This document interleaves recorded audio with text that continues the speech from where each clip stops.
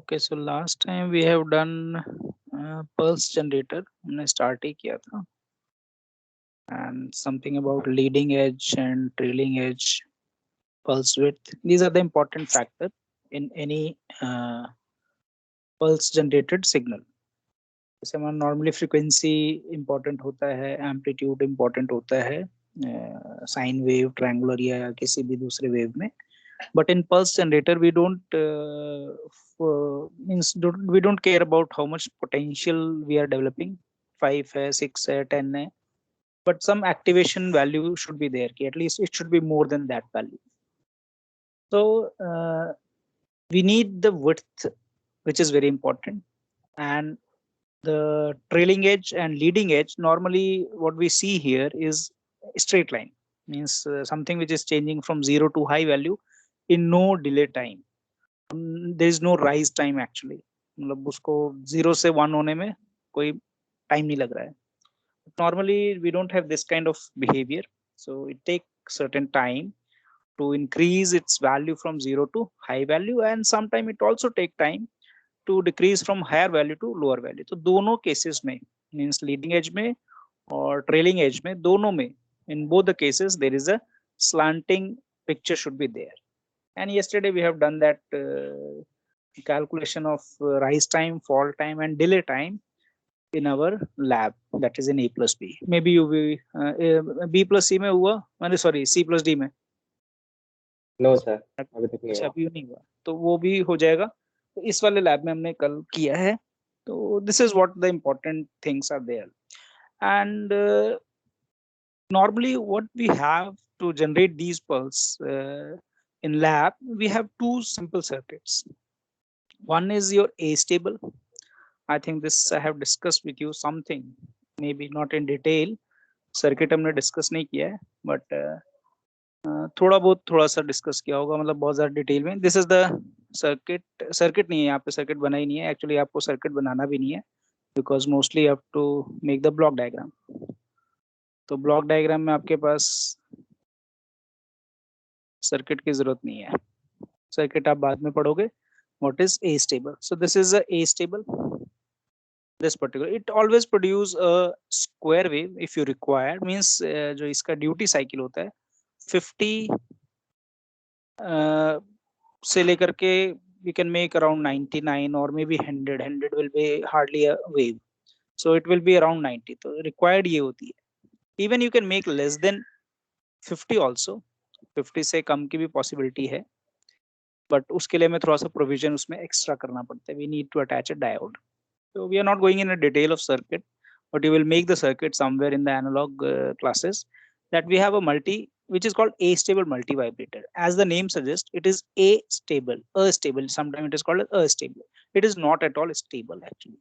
Not at all stable means it is not staying either at the higher value or either at the lower value. It goes on flipping, and you can decide the size of this width.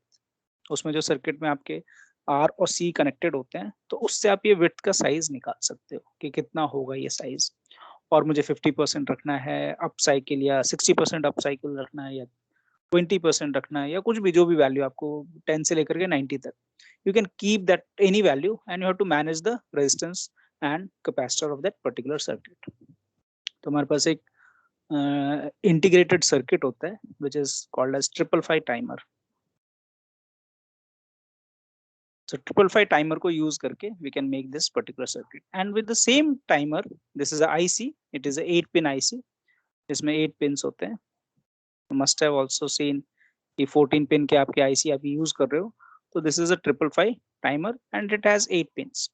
The same IC can be used to make a monostable. As the name suggests, monostable means there is a one stable state. So monostable का meaning क्या है? There is one stable state. So in this case, we have a circuit using this IC and we have a trigger point.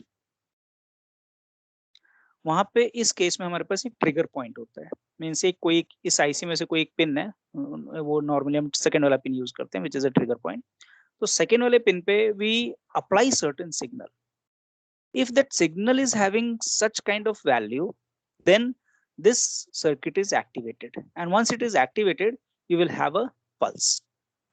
and it is stable for only one time, means mono stable होगा। ये दोबारा वो trigger चला गया तो दोबारा ये circuit on नहीं होगा, एक पर्टिकुलर विड्थ का अपना वो सिग्नल देगा, उसके बाद वो जीरो हो जाएगा। यहाँ पे आपको लगातार दिख रहा है because in the back we are giving a stable. A stable is a continuous signal, so that is why we are getting a width in a continuous way. So we can manage this width, we can reduce this width. तो ये जो width size है ना monostable में, कई बार हमें बहुत सारे ऐसे सिस्टम होते हैं। फॉर एग्जांपल मुझे एक डिवाइस बनाना है जिसमें मेरे पास या तो टाइमर लगा हो या मे बी कोई एक टेम्परेचर को मैं फिक्स कर रहा हूँ। For example I am using a oven. तो ओवन में क्या होगा, मुझे we have to give the power to the heater, और हीटर उसको हीट करता है and temperature we are reached whatever the temperature you want to reach. For example you want to reach to 500 degree. So आपके पास एक check back होना चाहिए कि once it is reach to 500 I have to switch off the power supply to the heater.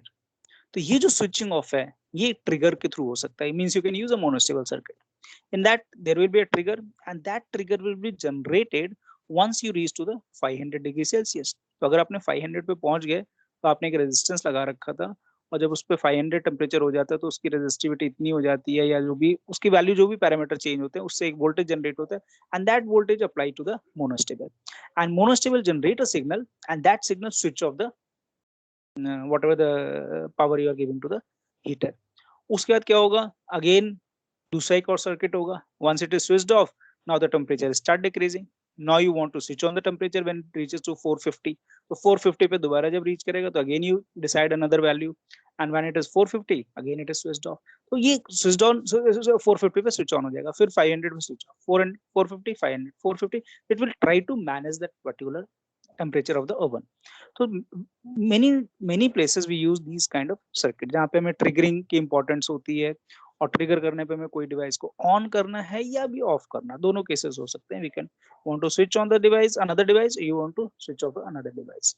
So in these places we use monostable. The monostable will generate only a single pulse when a single trigger is given. If you give multiple trigger in a continuous fashion, then it will generate a pulse in a continuous fashion also. So this is what the basic generator of a means any pulse generator you have these kind of circuits. उसमें astable भी होते हैं, monostable भी होते हैं, और उसके बाद आप उसके voltage को manage कर सकते हो। You can attenuate, you can increase whatever you want to. You can do the shifting also. DC level की shifting means something like this one. I just show you what is the shifting meaning. For example, this is a sine wave. Okay, and I want to this is pure sine wave, means V naught sin omega t, कोई phase नहीं, कुछ भी नहीं, सिर्फ ये value V naught के equal है। This is V naught, and what I require is V naught plus 5 volt. मुझे जो अपने डिवाइस के लिए चाहिए उसमें V naught तो चाहिए ही चाहिए, यानी एक वेरिएशन तो चाहिए, बट मुझे प्लस 5 वोल्ट भी चाहिए। तो what will happen, you can add them, you can use a summer circuit जिसमें सम हो रहे हैं दो different voltages के, and it will go on adding the value 5 volt to each of the different value of this V value at different time. So what you will see at the signal end means आपको जो बाहर signal दिखेगा that will be something like this one. It will be a sine wave, but it is lifted above, means this say this is the lifting and this is 5 volt. हमने क्या किया, इसको shift कर दिया, तो this is called DC shifting, DC level shifting. You can decrease also, sometimes we require negative so we can decrease that, sometimes we require positive so you can increase that. So this is a DC shifting. आपका जो mid है वो ये वाली value है, उससे आपने ऊपर को उसको लिफ्ट कर दिया है। तो it has now in time scale it is asymmetric, time scale में ये एसिमेट्रिक हो गया। तो सम टाइम वी रिक्वायर, तो कई जगह रिक्वायर होते हैं, कई जगह नहीं भी रिक्वायर होते हैं। That is why it is written कि एटेन्यूएटर हो सकता है, और DC लेवल शिफ्टर हो सकता है। You can shift the level, upper में भी जा सकते हो, पॉजिटिव में भी, और you can go in the negative polarity, so both is possible. Okay, the range which is given means what are the specifications for any pulse generator? तो frequency range, pulse आपको continuous चाहिए, छोटे छोटे time scale पे चाहिए, तो you can always have a frequency. Frequency is nothing but a periodic motion, किसी भी पीरियोडिक मोशन होगा तो उसका एक फ्रीक्वेंसी होगा, टाइम पीरियड होगा। तो that can be of 1 hertz to 100 megahertz. Pulse width का साइज क्या हो सकता है, दैट इज रफली which is 8 nanosecond. You can go below that also. हमने क्लास में जो कल किया था मल्टीसिम में 1 नैनोसेकंड फ्रैक्शन ऑफ नैनोसेकंड की पॉसिबिलिटी थी. तो you can go with 100 millisecond, that is 0.1 second. तो आपके जो नॉर्मल क्लॉक्स होते हैं जो आप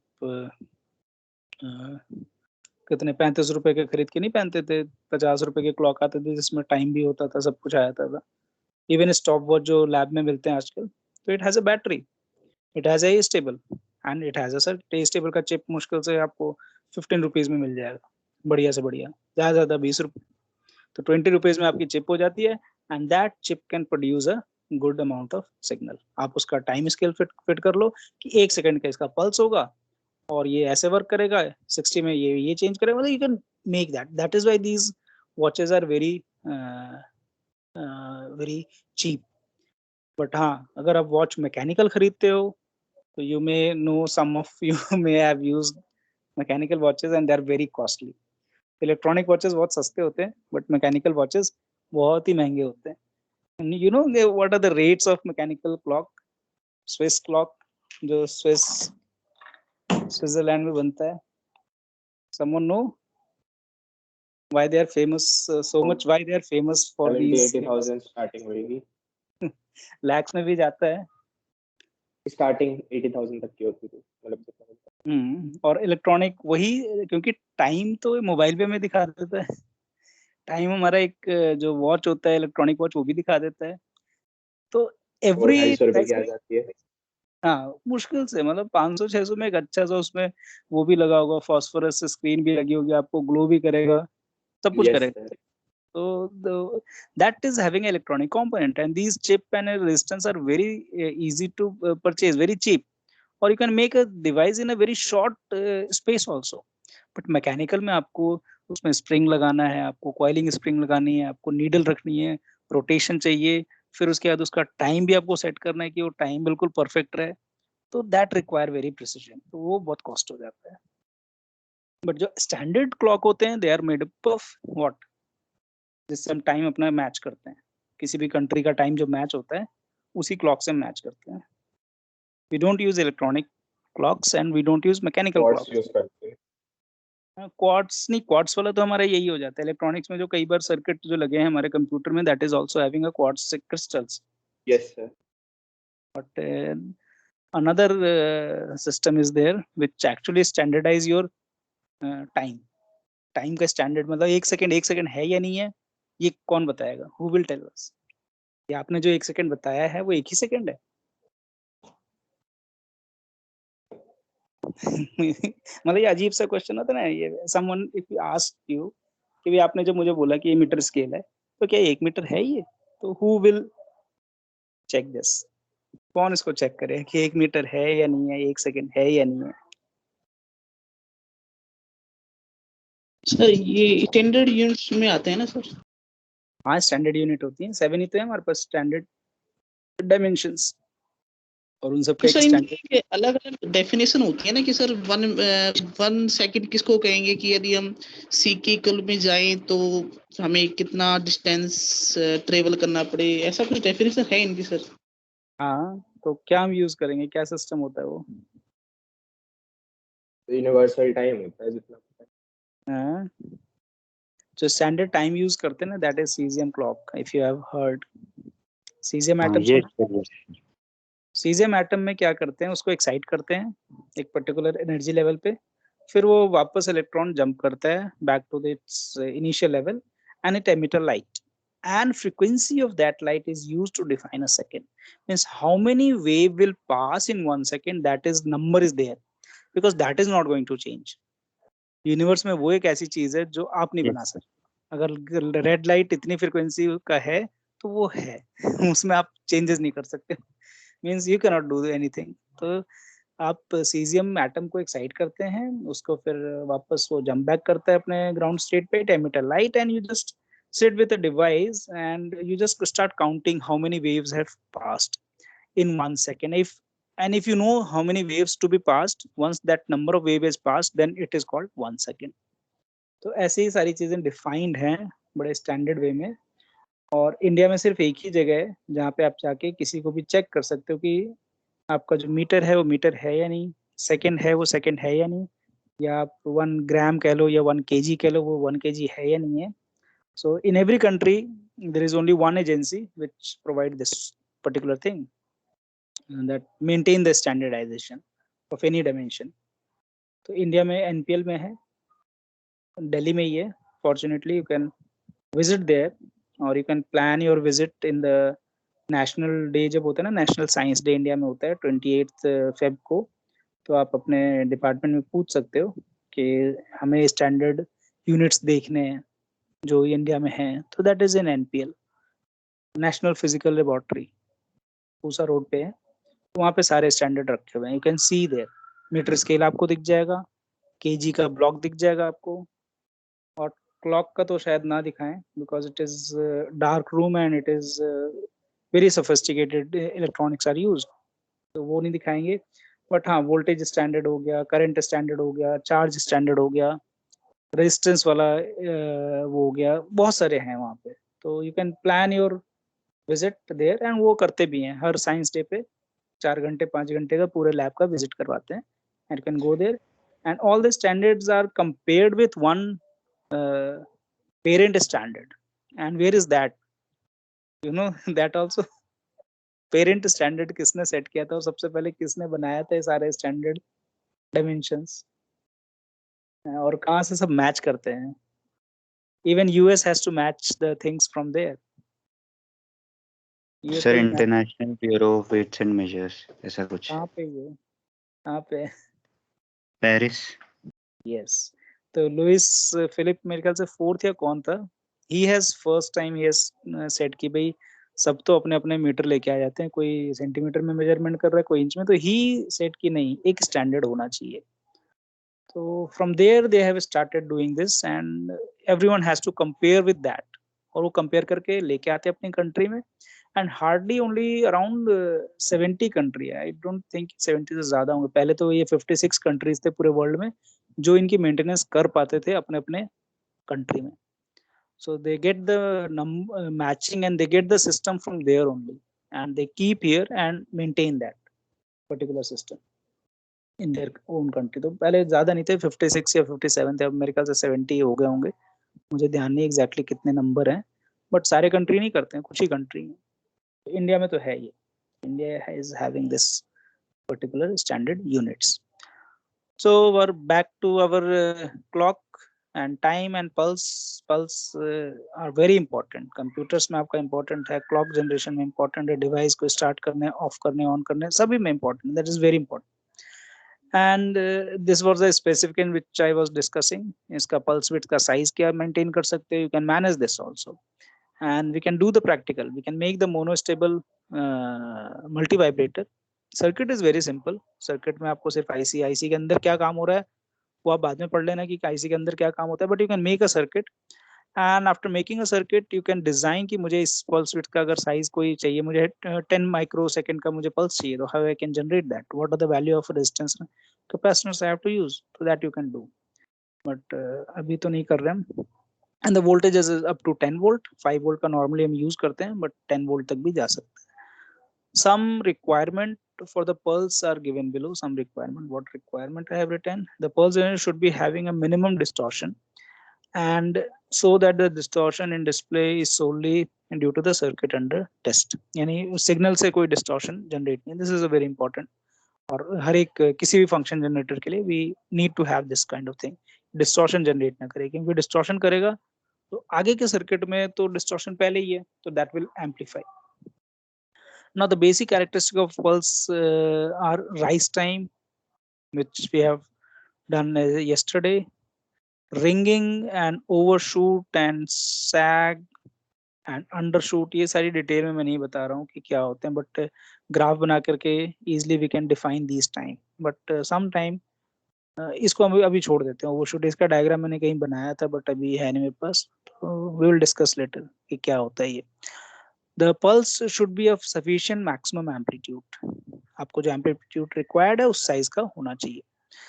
Because testing circuit जिसको भी आप provide कर रहे हो, that should trigger, that should start working. The range of the frequency control pulse repetition rate, यानी कितने टाइम पे पल्स रिपीट होना चाहिए, that frequency you need to have a control कि भाई आपको रेगुलरली चाहिए या नहीं चाहिए। जो यहाँ पे फ्रीक्वेंसी जिसकी यहाँ पे वैल्यू लिखी ना 1 hertz to megahertz, this is what how much time you want to repeat the signal. Then some pulse generator can be triggered by external applying a trigger signal, and conversely the pulse generator can be used to produce a trigger signal. दोनों कर सकते हो आप। Monostable में क्या करते हो, आप एक्सटर्नल ट्रिगर भी दे सकते हो, और you can that monostable can be used to generate a trigger and that can be given to another circuit. So both can be done. The application of pulse generator, that is normally it is used in memory circuits. इसलिए बार बार मतलब time क्यों important हो जाता है। अभी तक कल भी किसी बच्चे ने मुझे डाउट पूछा था कि ये टाइम की रिक्वायरमेंट क्यों इतनी स्मॉल टाइम की, या कुछ पूछा था, मुझे ध्यान नहीं, बट आई वांट कि आपका कभी टॉपिक क्या खत्म हुआ है। अगर आप कॉम्बिनेशनल लॉजिक सर्किट की बात करो तो वहां पे कोई पल्स का रोल नहीं। That work in a means there is no order is followed. जितने भी आप कॉम्बिनेशनल पढ़े हो ना, अभी ट्रुथ टेबल को रियलाइज करते हो, या किसी भी एसओपी को कर रहे हो, पीओएस को सर्किट को डिजाइन कर रहे हो, एडर कर रहे हो, सबट्रैक्टर बना रहे हो, तो देयर इज नो रिस्ट्रिक्शन कि आप कौन सा काम पहले कर रहे हो। There is no restriction, but once you go to the counter of flip flop, then there is a restriction, means पहले ये होगा फिर ये, means there is a something which is previous knowledge is required. previous knowledge मतलब हमें नहीं, circuit को चाहिए कि सर्किट ने पहले का क्या स्टेट उसका रहा है, that is important to decide the next state. तो सर्किट को रिमेंबर होना चाहिए, means circuit should remember the past of its value, past value, and according to that and the present value will decide the future value. So that is why these circuit work in a ordered fashion. तो हम randomly नहीं work कर सकते, एक order way में हमें चलना पड़ता है, और order way में चलने के लिए we need to have a pulse in a repeated time. तो जितने भी आपके memory circuits हैं, registers हैं, counters हैं, they all use the pulse. They all, आप pulse अब कितने time पे दे रहे हो, कितने width का दे रहे हो, क्या फ्रीक्वेंसी रख रहे हो, एवरीथिंग विल बी डिसाइडेड। अगर आपका क्लॉक बहुत स्लो है, means time period is very large, बहुत ही टाइम ले रहा है आपका फ्लिप होने में स्टेट, तो आपका कोई कंप्यूटर वर्क ही नहीं करेगा, because it is very difficult. वो समझ ही नहीं पाएगा कि करना क्या है मुझे, इतना टाइम तक तो वो ऑन रह रहा है। तो वो जो जितना काम वो कर पाता था, और अगर even if the pulse width is very small, अगर पल्स विड्थ बहुत स्मॉल है और आपका मेमोरी इतना फास्टर रिस्पॉन्स में नहीं होता, जैसे प्रोसेसर तो आपके गीगाहर्ट्ज के होते हैं, लेकिन मेमोरी आपके गीगाहर्ट्ज के नहीं होते। मेमोरी किस फ्रीक्वेंसी पे वर्क करते हैं? If you may be someone may have seen a chip, कभी चिप देखा हो आपने, मेमोरी चिप, उस पर वैल्यू लिखी रहती है कितने मेगा हर्ट्ज की होती है। तो that is not equivalent to the processor. Processor is very fast, वो गीगाहर्ट्ज पे वर्क कर लेगा, but memory is normally in megahertz. तो मेगा में वो टेंस मेगा में जा सकता है, 100 मेगा में जा सकता है। तो that is 10 to 100 times slower then your processor. आपका जो मेमोरी होता है स्लो होता है, प्रोसेसर के स्पीड से मैच नहीं कर सकता वो। तो और पूरा कंप्यूटर आपका जब चलना शुरू होगा, तो कंप्यूटर में क्या होगा, जो सबसे स्लोएस्ट होगा, अगर आपको सबको हाथ पकड़ के भागना है, और मैंने बोल दिया कि भाई 10 बच्चे हैं, 10 को हाथ पकड़ना है और फिर भागना है, जैसे एग्जाम्पल के लिए रिले रेस है। अब रिले रेस में क्या होता है, you have 4 participant to complete a race, सभी 100 मीटर या 200 मीटर रन करते हैं, and they pass the baton कहते हैं उसको, जो एक दूसरे को पास करते हैं वो। Yes, sir. तो उसमें क्या होता है, अगर उसमें से 4 प्लेयर में से कोई एक बहुत फास्ट भी है और बाकी 2 प्लेयर बहुत ही स्लो है, 2 फास्ट हैं 2 स्लो हैं, then also they will lose the race, because वहां पे क्या चाहिए, कंसिस्टेंसी। तो सारे एक जैसे भाग रहे हैं तब तो ठीक है, लेकिन रेस कौन डिसाइड करेगा, जो सबसे स्लोएस्ट प्लेयर होगा। जो एक भी प्लेयर ने स्लो कर दिया तो वो हार जाएगा, even though other one is running very fast. तो this is how the things are, कि यहाँ पे पल्स की रिक्वायरमेंट है इन सारे डिवाइसेस में, and they work in a ordered fashion. पहले ये होगा, फिर ये होगा, फिर ये होगा, ये होगा, and previous output will decide the next output. तो प्रेजेंट आउटपुट, प्रीवियस आउटपुट दोनों मिल करके they will decide the next. So there is some memory effect is there. तो उस जितने भी आपके सर्किट जिसमें मेमोरी इफेक्ट और इस तरह के सिस्टम है, वहां पे आपको पल्स की रिक्वायरमेंट होती है। Okay, now we come to the wave analyzer. Once we have generated a Sir? pulse, हाँ बोलो. सर पल्स मेमोरी सर्किट में टेस्ट क्या करता है? टेस्ट कुछ नहीं करना है, मेमोरी में तो आप स्टोर करते हो ना नंबर्स को या डेटा को स्टोर करते हो ना. मेमोरी सर्किट में वो पल्स जनरेटर है, वो मेमोरी को स्टोर कर रहा है, सॉरी डाटा को स्टोर कर रहा है. हाँ, डेटा को स्टोर करना है ना मुझे मेमोरी में. तो डेटा को स्टोर जब तक मेरा रैम ऑन है, जब तक मेरा कंप्यूटर ऑन है, I have to do the storing in the memory. और मेमोरी में स्टोरिंग जैसे मैंने आपको बोला 2+2 करो, तो आप तो आंसर बता दोगे 4 हो गया. बट कंप्यूटर तो ऐसे नहीं बताएगा ना. पहले वो एक लोकेशन डिसाइड करेगा, उसमें फर्स्ट नंबर 2 को डालेगा, फिर उसके बाद दूसरा लोकेशन डिसाइड करेगा, उस लोकेशन में सेकेंड नंबर को डालेगा, और दोनों नंबर का नॉमेनक्लेचर भी करेगा कि पहला नंबर मेरा ऊपर आएगा, दूसरा नंबर नीचे आएगा.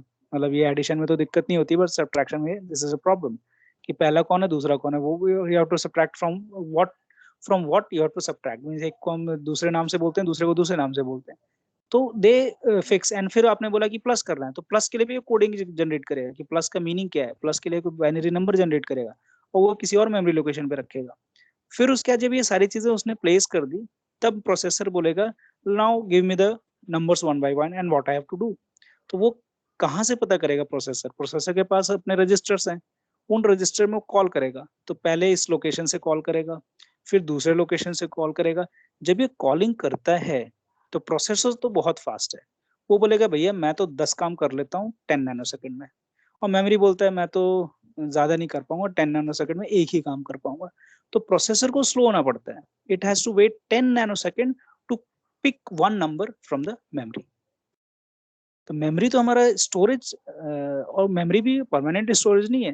That is storing your numbers for a temporary basis, जिसको हम टेम्पररी बेसिस में कहते हैं स्टोर करना. सिर्फ वर्किंग मेमोरी कहते हैं, जिसको नॉर्मली हम कहते हैं वर्किंग मेमोरी. स्टोरेज तो हमारा जो दूसरा डिवाइस है वो है, जैसे पेन ड्राइव हो गया, हार्ड डिस्क हो गया, they are the storage device, they are not the memory device, they are storage. और मेमोरी कौन से, जो शॉर्ट टाइम के लिए आपके डेटा को रखा हुआ है, सिर्फ तब तक रखा है जब तक आपने रिजल्ट को इनपुट में और डिस्प्ले में सब कुछ काम करने लिया, उसके बाद एंटर किया तो सारा रिफ्रेश हो गया. Memory will refresh itself. तो मेमोरी को तो रिक्वायर्ड है. मेमोरी नंबर को ऐसे नहीं कीप करेगा, मतलब it will not start saving the number. अब पहले लोकेशन पे जाना है तो एक क्लॉक आएगा, इट विल से कि yes now you save in this location. फिर जब दूसरा क्लॉक आएगा तब वो बोलेगा कि हाँ आप दूसरा नंबर को सेव करना है. तीसरा क्लॉक आएगा तो आपको ऑपरेशन को सेव करना है. और ये तो बड़े सिंपल वे में कह दिया कि 1 1 डिजिट के नंबर है. अगर आपके 64 बिट का नंबर है तो 64 क्लॉक पल्स पास होने चाहिए to save one number. The next 64 clock pulse will pass to save the another number. So there are so many steps, and you will learn these things in the microprocessor class. तो बहुत सारे step है. मतलब to do addition it takes certain time. मतलब normally जहाँ तक मुझे याद है शायद 7 स्टेप्स लगते हैं. 7 clock pulses required if you do with a single bit. पहले नंबर को स्टोर करना है, फिर नंबर को कैचअप करना है, फिर दूसरे को करना है, फिर आपके जो प्लस साइन का है उसको एक फीड करेगा कि भाई प्लस साइन को मुझे कैसे आइडेंटिफाई करना है. फिर उसको दोबारा डिकोडर सर्किट में डालेगा कि प्लस है कि नहीं है, उसको चेक करेगा. तो there are several steps to do the things. ठीक है. तो memory is slow always. Sir आपका एसडी कार्ड या पेन ड्राइव स्टोर कैसे करता है डाटा को? ये तो फ्लिप फ्लॉप होते हैं. जो आपके एसडी, अगर आपके पास पेन ड्राइव है, pen drive is a chip and it use flip flop. उसके अंदर डी फ्लिप फ्लॉप होते हैं, मैक्सिमम में जो होते हैं फ्लिप फ्लॉप होते हैं. तो फ्लिप फ्लॉप में क्या होता है कि आप एक तो स्टोरेज हो जाती है, और एक और पॉसिबिलिटी है कि उसमें डेटा वॉश आउट नहीं होता है. means we have certain register kind of thing where you don't have power supply but the things does not go off. मतलब होते तो ये बेसिकली फ्लिप फ्लॉप के डिजाइन वाले होते हैं, बट एग्जैक्टली वो फ्लिप फ्लॉप नहीं है जिसमें कि पावर रिक्वायर्ड है.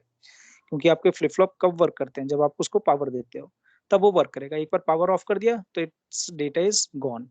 बट जो हार्ड डिस्क होते हैं वो आपके मैग्नेटिक या ऑप्टिकल होते हैं, उसमें आपने एक बार डेटा दे दिया, पावर ऑफ हो गया, तब भी आपका डेटा सेव्ड होगा.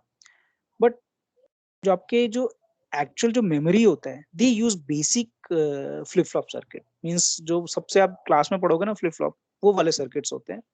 And they are very fast. Means once you give the power then they can store the number or they can pass the number. Otherwise the power is off, your RAM is washed out. RAM आपका बिल्कुल clean हो जाता है, उसमें कोई data नहीं होता है, फिर दोबारा फ्रेश हो जाता है आपका रैम नेक्स्ट टाइम जब कंप्यूटर ऑन करते हो। लेकिन पेन ड्राइव इनमें भी सर्किट्स आपके डिजिटली होते हैं, but somehow they store the things in a permanent basis, means you can clean them or you can rewrite on them, but they can be stored in a such a way that if power is off, आप pen drive को remove कर लेते हो computer से, तो कई बार remove कर लेते हो, still the data is already there. तो इसमें थोड़ी सी उस सर्किटरी में डिफरेंस है, जो एग्जैक्ट फ्लिप फ्लॉप है जो हमारा पावर पे वर्क करता है, इसमें थोड़ा सा डिफर है। But they are not magnetic memory and they are not optical memory, they are chip kind of thing, means वो सेमीकंडक्टर के ही बने हुए हैं। डिजाइन कुछ फ्लिप फ्लॉप जैसे ही है, but they can store, there are several thing. जैसे हमारे पास एक होता है जिसको हम रोम की डिजाइन को कहते हैं। रोम के डिजाइन में क्या होता है, वी हैव डायोड, डायोड का एरे बना होता है एंड वी कैन फ्यूज दो डायोड, हम कुछ डायोड को फ्यूज कर सकते हैं, कुछ डायोड को अनफ्यूज कर सकते हैं, तो देयर इज अ पॉसिबिलिटी। तो बहुत सारे सर्किट्स हैं, बहुत सारे डिफरेंट आजकल डिवाइस आ गए which are more faster to store and they can store permanently also. अब तो SSD भी आ गया। सर ये फ्लिप फ्लॉप हम पढ़ेंगे क्या? हाँ क्या सर फ्लिप फ्लॉप हम पढ़ेंगे सिलेबस में है? बिल्कुल बिल्कुल बिल्कुल पढ़ोगे, बिना फ्लिप फ्लॉप के डिजिटल कहाँ कंप्लीट होगा। फ्लिप फ्लॉप उसका नाम ही ऐसा है, flip and flop. its output is either 1 either 0 as per your input. Its name is flip flop, so you learn the flip flop. A flip flop is basic circuit element to make a memory or a register or a counter. तो तीनों को बनाने के लिए हमें flip flop चाहिए होता है।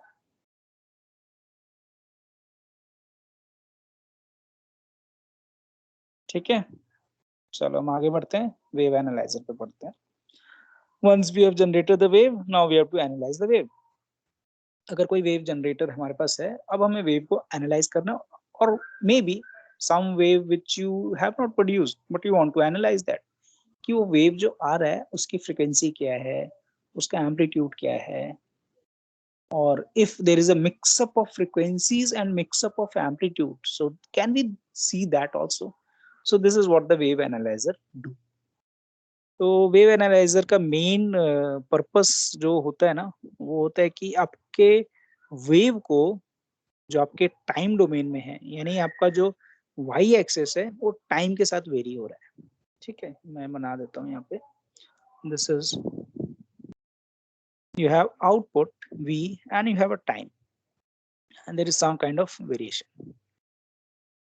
But what the basic purpose या better जो wave analyzer होते हैं उनका main purpose होता है wave को frequency domain में convert करना।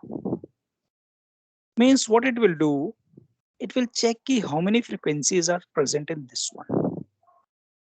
तो इसमें कितने फ्रीक्वेंसी प्रेजेंट है, क्योंकि ये तो वेव कोई प्रॉपर ऑर्डर का दिख नहीं रहा है, इसका कोई फ्रीक्वेंसी भी नजर नहीं आ रहा है, this is no periodicity is maintained, but even though with time if it is changing this periodicity, why we are not able to see the periodicity, because many waves are there, तो सारे के सारे super impose हो गए, तो कुछ का frequency f है, कुछ का 2f है, कुछ का f/2 है, तो there are so many frequencies. तो वेव एनालाइजर का वर्क क्या है कि पहले तो इसको डीकॉन्वोल्यूट करे, means it has to remove all the component, जितने भी इसमें कंपोनेंट मिक्सअप है उनको वन बाय वन रिमूव करे, और रिमूव करते हुए वो ये भी चेक करे कि what is the amplitude of that frequency.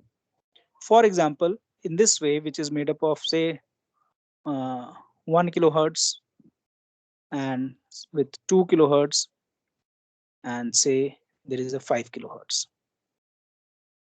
इसमें तीन फ्रीक्वेंसीज के सिग्नल को मैंने तीनों के एम्पलीट्यूड भी डिफरेंट उसको मैंने मिक्सअप कर दिया है, एंड आई एम आस्किंग कि अब पता करो कि इसमें है क्या। This is what the wave analyser has to do. तो what it will do, it will first it has to identify these waves, पहले तो उसे ये तीनों दिखने चाहिए। अब सर्किट आपका ऐसा होना चाहिए कि इन तीनों को वो पकड़ सके, it has to identify, and that is very difficult, it is very difficult to make this wave analyser. Normally they have a tuning circuit only, उसके अंदर ट्यूनिंग सर्किट लगा होता है, और ट्यूनिंग सर्किट से वो ट्यून करके वी कैन चेक कि किस फ्रीक्वेंसी पे वर्क कर रहा है, क्या फ्रीक्वेंसी हमारे पास इनपुट में आ रही है। तो what it will do, it will just mark the things, 5 वो यहाँ पे आएगा, कहीं 2 यहाँ पे आएगा, 1 यहाँ पे आएगा। तो तीनों उसको पता चल गया कि तीनों वेव हैं क्या, किस किस फ्रीक्वेंसी के जो इसमें मिक्सअप है, and then it will also have to find कि व्हाट आर द एम्पलीट्यूड। तो हो सकता है किसी का एम्पलीट्यूड इतना हो, किसी का एम्पलीट्यूड ज्यादा हो, एंड किसी का amplitude come. It will also identify these things also. तो वेव एनालाइजर का वर्क है कि आपके फ्रीक्वेंसीज को आइडेंटिफाई करे, आपके जो मिक्स्ड अप वेव है या जो सम्ड अप वेव है उसमें, और उन्हीं फ्रीक्वेंसीज के एम्पलीट्यूड क्या अवेलेबल है जिससे आपका एक जनरल एडेड वेव बन रहा है। तो this is what it has to, this is nothing but it is called Fourier transform, अगर ये वर्ड सुना हो तो। Time domain Yes. को फ्रीक्वेंसी डोमेन में कन्वर्ट करना है। तो बेनिफिट क्या हुआ, ये जो पूरा ऐसे दिख रहा है ना मैं कि कंफ्यूजन सा दिख रहा है, now it is very crystal clear कि 1 किलो हर्ट्ज का सिग्नल, उसका एम्पलीट्यूड इतना है, 2 किलो का एम्पलीट्यूड ये है, 3 और 5 किलो का एम्पलीट्यूड ये है। तो यही तीन वेव आपके प्रेजेंट है। Once you identify these things then you can जज कि आपके पास सिग्नल जो आ रहा है क्यों आ रहा है, कहां से आ रहा है, कैसे आ रहा है। So this is what the wave analyzer do. Okay, so the basic which we will see, that circuit diagram एक block diagram है. This is okay. Let me just see what are the type of wave analyzer. Basic wave analyzer based upon frequency. Basic तो सिर्फ wave को analyze करता है, उसमें से आपके amplitude को निकालेगा, थोड़ा सा frequency का idea देगा, बट जो frequency range में convert करना, this is very important. इसका main purpose यही है कि frequency ranges को वो ढूंढे और कहाँ कहाँ से है। Frequency selective wave analyser which is range from इतना to इतना, which is your what is audible range, and heterodyne are means more than that one. तो नॉर्मल जो फ्रीक्वेंसी सेलेक्टिव वेव एनालाइजर है उसमें हम नॉर्मली इसी ऑडिबल फ्रीक्वेंसी को हम फोकस करते हैं। बाकी जो हेटेरोडाइन है wave analyser which is in the range of higher value, तो आपके किलो हर्ट्स और मेगा हर्ट्स में वो चला जाता है। तो बेसिक एक वेव एनालाइजर वर्क कैसे करता है, दिस इज द सर्किट। इसमें ऊपर और कोई पार्ट तो नहीं था, नहीं, ओके। तो थोड़ा सा बस हम देखते हैं कि क्या इसका बेसिक जो सर्किट है, हाउ दैट फंक्शन। सो यहाँ पे तो सिर्फ सिंपल सा दो पार्ट है which is not so easy to design, उसके अंदर और भी बाकी पार्ट होते हैं जो identify the things and do the certain things. So the basic is a primary detector. तो प्राइमरी डिटेक्टर का वर्क क्या है, it is nothing but a LC circuit, L and C दोनों सीरीज में। तो this is a tuning circuit, LC oscillation कर सकता है ये, एलसी ऑसिलेशन सर्किट तो हमने पढ़ा हुआ है ना। और एलसी जब भी सीरीज में हो या पैरेलल में हो तो दो पर्पस होते हैं। सीरीज में क्या करेगा, अगर आपकी फ्रीक्वेंसी इनपुट वेव की मैच कर जाती है आपके एलसी के सिलेक्शन पे, यानी 1/2 पाई रूट ऑफ एलसी, यानी रेजोनेंस फ्रीक्वेंसी से मैच करता है, then your current value in this part is highest. Yes. यही होता है ना। यहाँ पे रेजिस्टेंस नहीं लगा, but we can make a resistance also which is for the safety, we can attach a resistance of say 2 or 3 or maybe 100 or 200 ohm resistance, so for the safety of this particular device. So what it will do, input पे आपके बहुत सारे frequencies हैं, लेकिन at different frequencies if it matches somehow, इतना easy होता भी नहीं मैच करना, बहुत minute changes करने पड़ते हैं, यानी they are not fixed value, they are normally variables। तो हम किसी एक पार्ट को वेरी कर सकते हैं, यानी रोटेट करते रहेंगे, माइन्यूटली वेरी करते रहेंगे, फ्रैक्शन में वेरी करते रहेंगे। तो suddenly what we will see that after passing from this means whatever the frequency which is matching with this LC that will pass from this circuit, यानी दूसरा जो इंडक्टर लगा हुआ है उसमें आपको पास एक ही फ्रीक्वेंसी का साइन वेव आ जाएगा of a single frequency, that you should able to see कि इधर से तो आपके पास कोई ऐसा वेव आ रहा था, बट यहाँ पे जब ये पास होगा तो जिस फ्रीक्वेंसी पे मैच किया उसी मैचिंग को उसने आगे ट्रांसफर कर दिया, बाकी को रिजेक्ट कर देगा। ऑब्वियस है, बाकी पे पावर कम होगा, rejection means the power will be very less and the power will be more at these when the resonance frequency matches with your input frequency। अब उसके बाद क्या है, जब ये फ्रीक्वेंसी मैच हो गए तो हमने उसको रेक्टिफाई कर दिया। रेक्टिफाई करने से क्या होता है, हमारा एसी डीसी में कन्वर्ट हो जाता है, यानी हमारे पास सिर्फ single value of amplitude we not आ जाएगा फॉर दैट पर्टिकुलर फ्रीक्वेंसी। तो हमने ये पता कर लिया कि फ्रीक्वेंसी क्या थी, ये हम इसके लिए एक अलग से डिवाइस लगा लेंगे कि फ्रीक्वेंसी क्या है, और फ्रीक्वेंसी एक बार पता चल गया हमें तो देन वी कैन, और ये पता करने की भी जरूरत नहीं है, if you know the value of LNC you know what is the frequency of this one. So what you have selected, according to that this frequency is decided. तो ये frequency आपको पहले से ही पता है because you know the value of LNC. You know the value of LNC, you know the frequency. Once you know the frequency and once you know the voltage of that particular frequency, you have actually identified the wave. आपने wave को पहचान लिया कि कौन सा wave उसमें mixed up है, उसमें से हमने क्या remove करना है, क्या हमें use करना है, क्या नहीं use करना है. We can easily do that thing. So this is a basic detector, very basic. ये सिर्फ इतना ही नहीं होता, we need full of electronics for this one to do the things. Okay, so I can show you this circuit on the Multisim also. उससे पहले हम आगे देख लें कि है क्या. This is spectrum analyser. This is also, पहले हम दोनों को डिस्कस कर लेते हैं, उसके बाद हम सर्किट पे जाएंगे, मतलब मल्टीसिम पे. So this is what the three parts I have written here. There is a primary detector, which is a LC circuit. There is a full wave rectifier, which is rectifying your AC signal to DC, and then there is an indicative device that is something like a voltmeter. तो voltmeter आपको वो यहाँ पे लिखा ना voltmeter. It is going to give the peak value of the sinusoidal input voltage. Okay. Now the same thing which I have explained in the spectrum analyzer. Spectrum थोड़ा सा और means ऊपर जो हमने डिस्कस किया उसमें हम assume करते हैं कि एक या दो वेव का ही मिक्सअप है, लेकिन spectrum analyser is that device which can detect many signals. उसके पास अगर आप 100 सिग्नल का एडिशन भी दे दो तो वन बाय वन वो धीरे धीरे, it will take time but it will deconvolute all दो signal. Means what are the mixed up signal are there, it can go in detail and it can go on doing the feedback also. उसको feedback भी करना पड़ता है. कई बार signal generate क्या हो सकता है, रॉन्ग सिग्नल है, फिर उसको फीडबैक करेगा, फिर चेक करेगा कि वो प्रेजेंट है या नहीं है. So this is called a spectrum. Spectrum is nothing but frequency domain में कोई चीज आपके पास प्रेजेंट हुई है तो उसको हम स्पेक्ट्रम कहते हैं. जैसे मोबाइल में भी आपने देखा हो स्पेक्ट्रम एलोकेशन होता है. तो स्पेक्ट्रम एलोकेशन में टाइम एलोकेशन नहीं होता है, फ्रीक्वेंसी एलोकेशन होता है. अभी आपको जियो को मैंने इतने मेगाहर्ट्ज का सिग्नल दे दिया, वोडा को मैंने इतने का दे दिया, आइडिया को इतने का दे दिया, एयरटेल को इतने का, तो they will work on that particular frequency. This is spectrum. ये कहते हैं स्पेक्ट्रम की सेल हुई है, 2G स्पेक्ट्रम की सेल हुई, फिर 3G की हुई, अब 4G की हो रही है, और कुछ दिन बाद 5G की आ जाएगी. 5G में पता नहीं क्या होगा. What is the speed of 5G? Anyone know? किस स्पीड पे वर्क करता है 5G? roughly 10 to 100 Gbps के आसपास. गीगा में चला, मतलब ये तो माय कपल ऑफ जो हमारा 4G इको हो रहा है.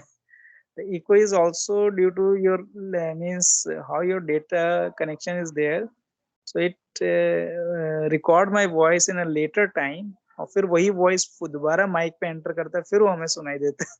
This is what eco is. Eco भी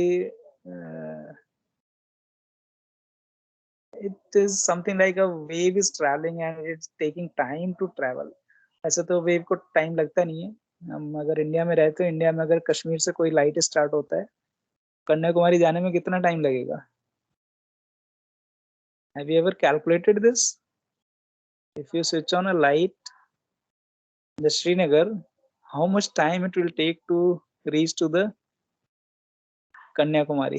पहुंचेगी या नहीं पहुंचेगी वो भी नहीं पता ना अभी तो. नहीं, थोड़ा सा आप हाइट पे हो, मतलब हमने ये दिया कि आपका जो लाइट ऑन है, लाइट आपका जाएगा वहां तक, कहीं नहीं वो मतलब एयर में स्कैटर नहीं होगा. You have a good intensity light and you are going to pass. So have you ever calculate what is the milliseconds में आएगा सर?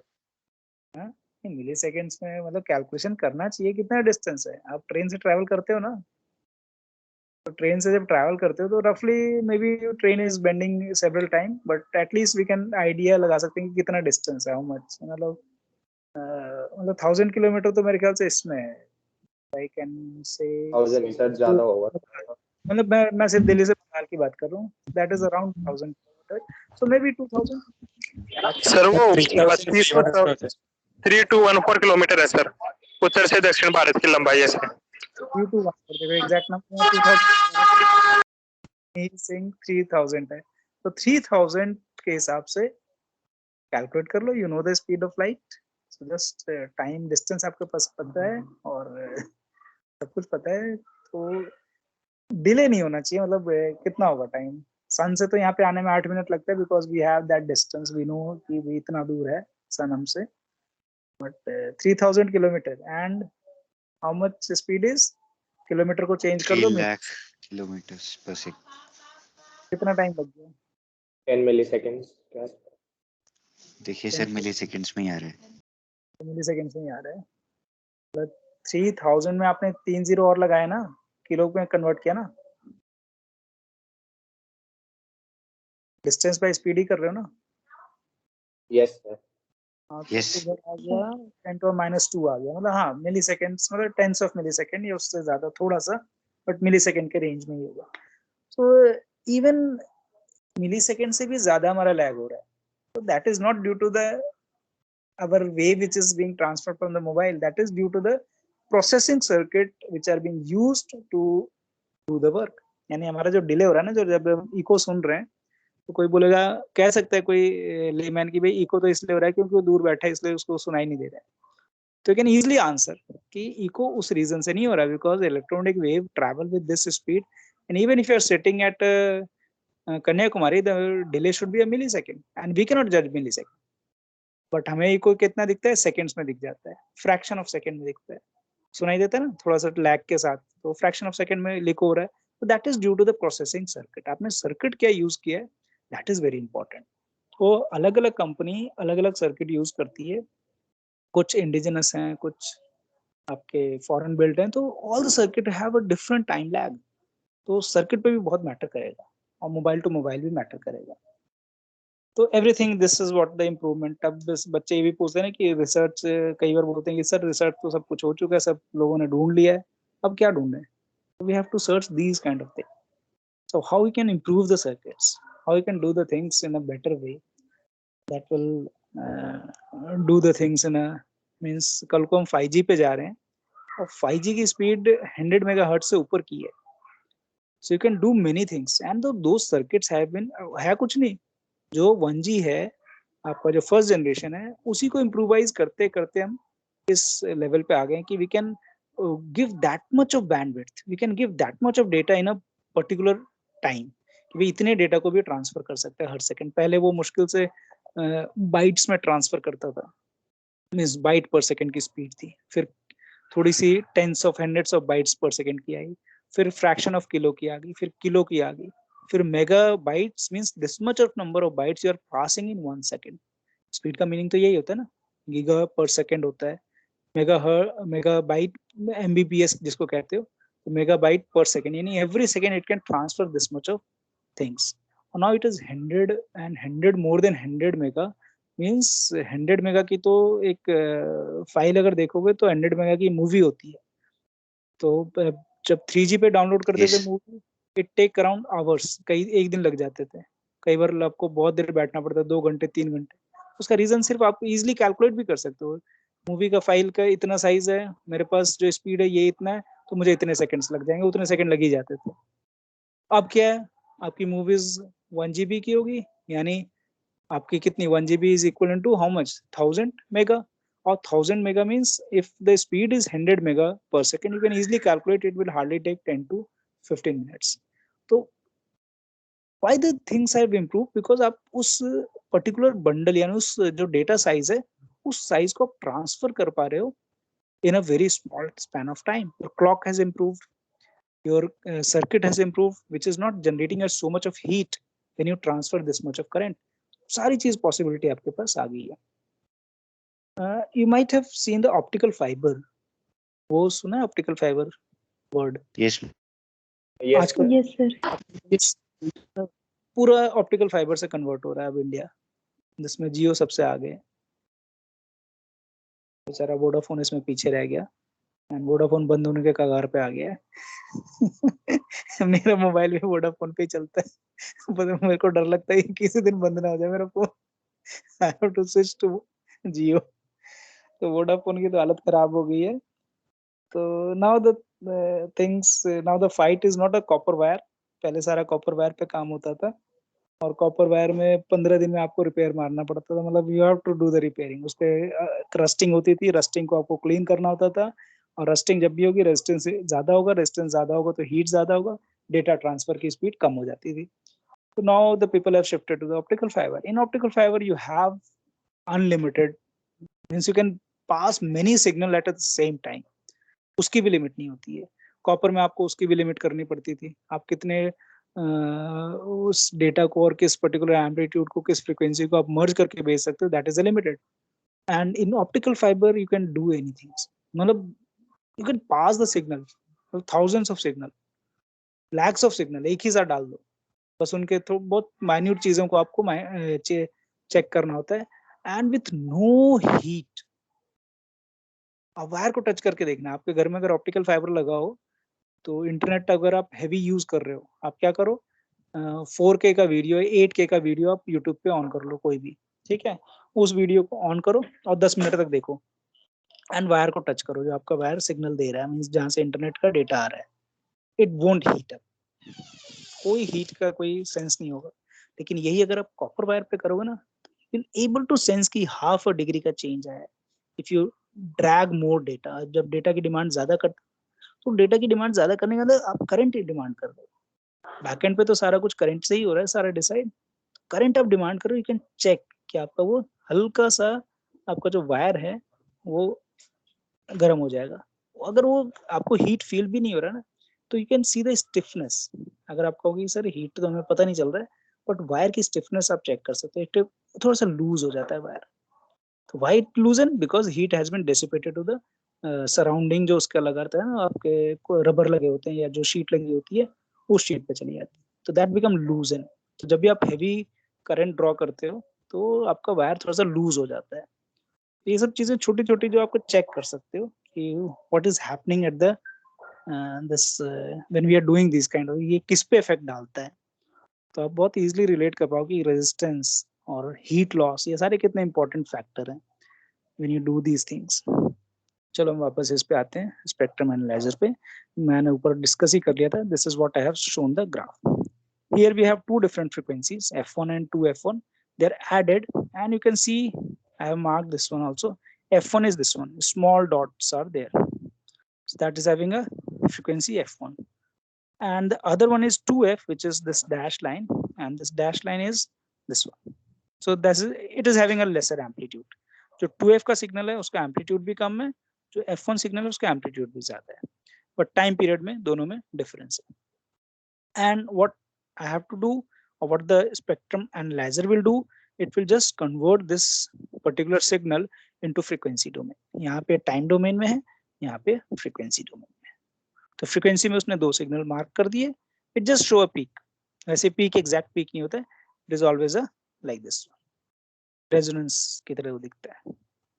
ये रेजोनेंस का कुछ विड्थ भी होगा, बट अगर आपका डिवाइस बहुत अच्छा है, स्पेक्ट्रम एनालाइजर बहुत अच्छा है, तो this width can be very less, तो क्वालिटी आपकी इंप्रूव हो जाती है। तो it will show a peak, यानी ये पीक ज्यादा है, ये पीक कम है, तो 2f और f का फ्रीक्वेंसी उसने मार्क कर दी।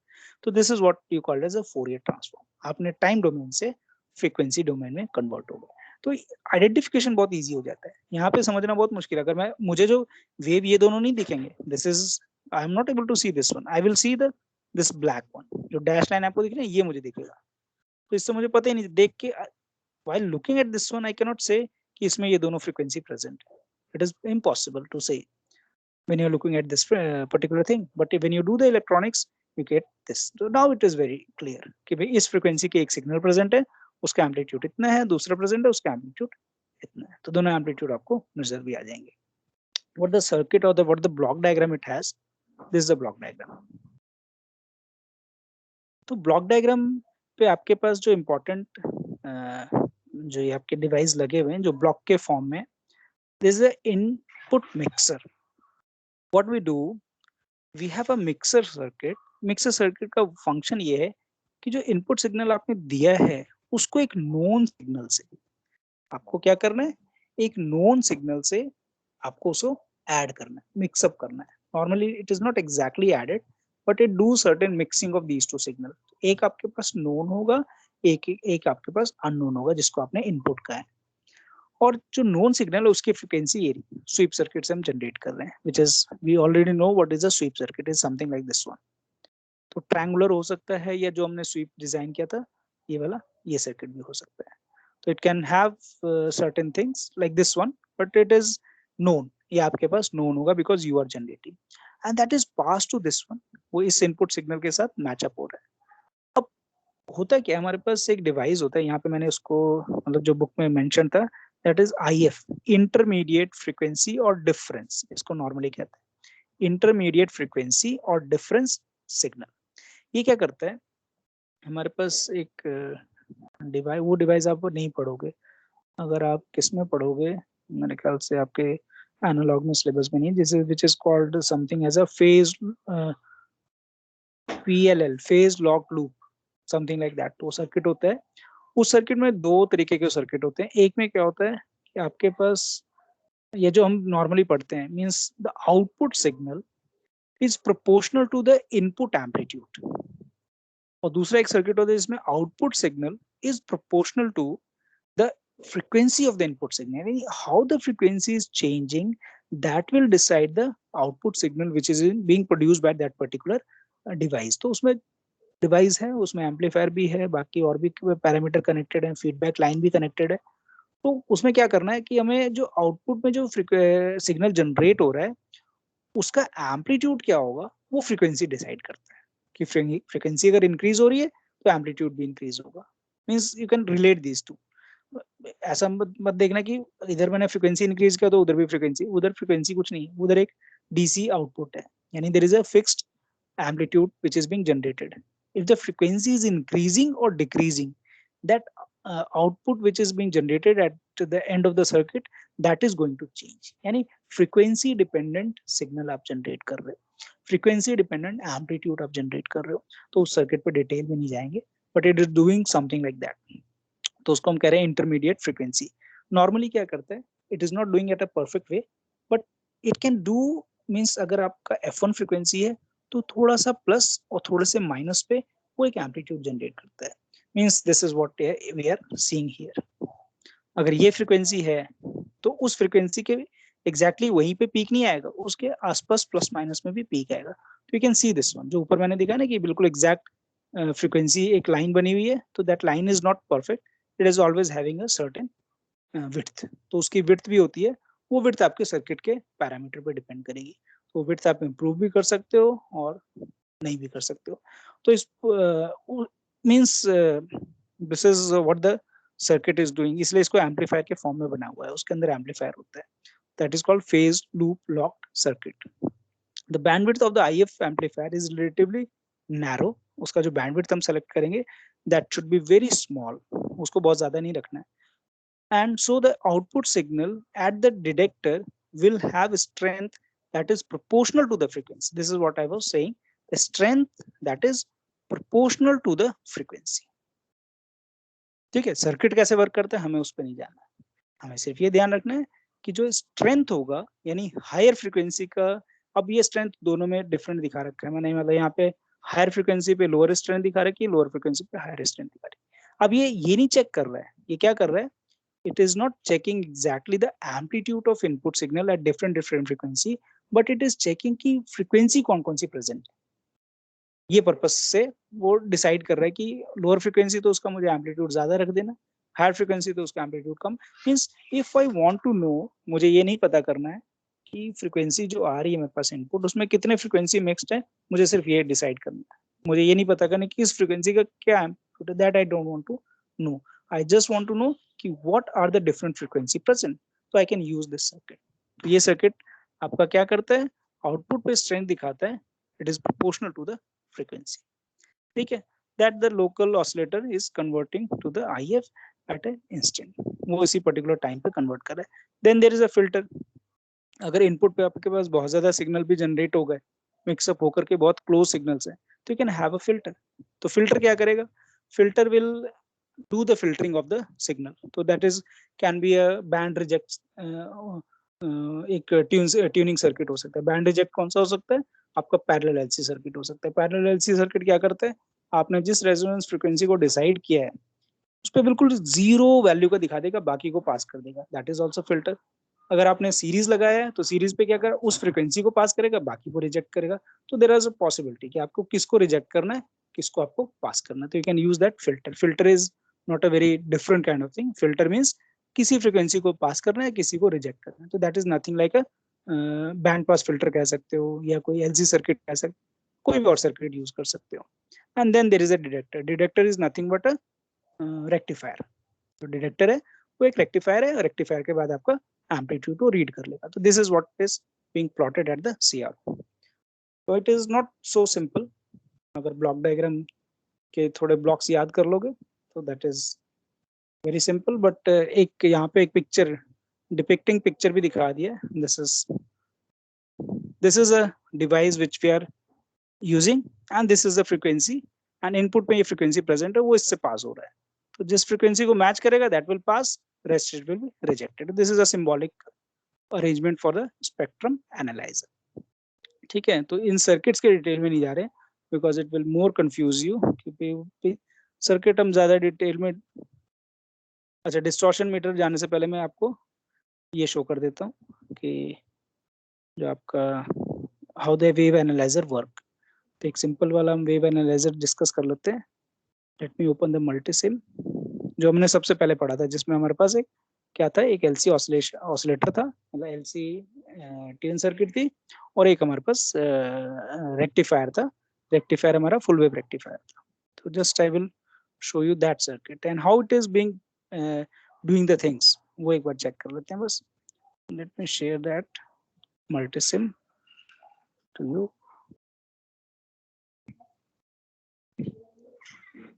अच्छा, ये तो यही वाला हो गया, रुको स्क्रीन या तो शेयर कर देता हूँ।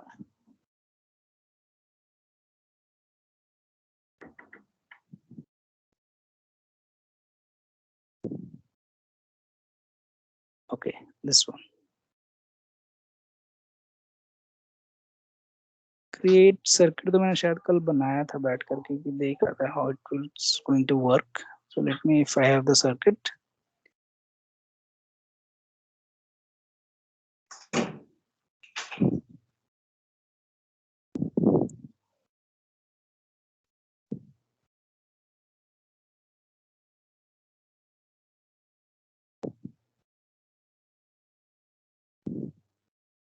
this is wave analyzer.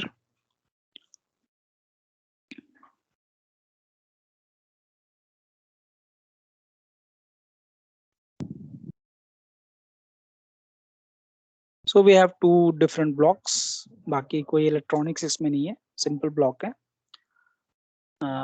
One is your input signal, means input signal तो block नहीं है. This is the block which is your C and inductor. ठीक है, इंडक्टर का पैरामीटर मैं आपको चेक करवा देता हूँ। इंडक्टर का पैरामीटर मैंने क्या रखा है, शायद 10 मिली हेनरी रखा है। इसकी प्राइमरी कॉइल का जो इंडक्टेंस है 10 मिली हेनरी, और जो आउटपुट मतलब आउटर जो सेकेंडरी कॉइल है उसका भी 10 millihenry. And this is your capacitor which is 100 nanofarad. तो पहले हम सिंपल निकालते हैं, पहले इसको माइक्रो कर लेते हैं, जो हमारे लिए बहुत 1 माइक्रो कर लेते हैं, और इसको हम मिली कर लेते हैं, मिली हेनरी। तो उसका रेजोनेंस कितना आता है, 1 माइक्रो 1 मिली का रेजोनेंस क्या आएगा? इफ एनीवन कैन कैलकुलेट, 700 के आसपास आता है शायद, जहां तक मुझे याद है,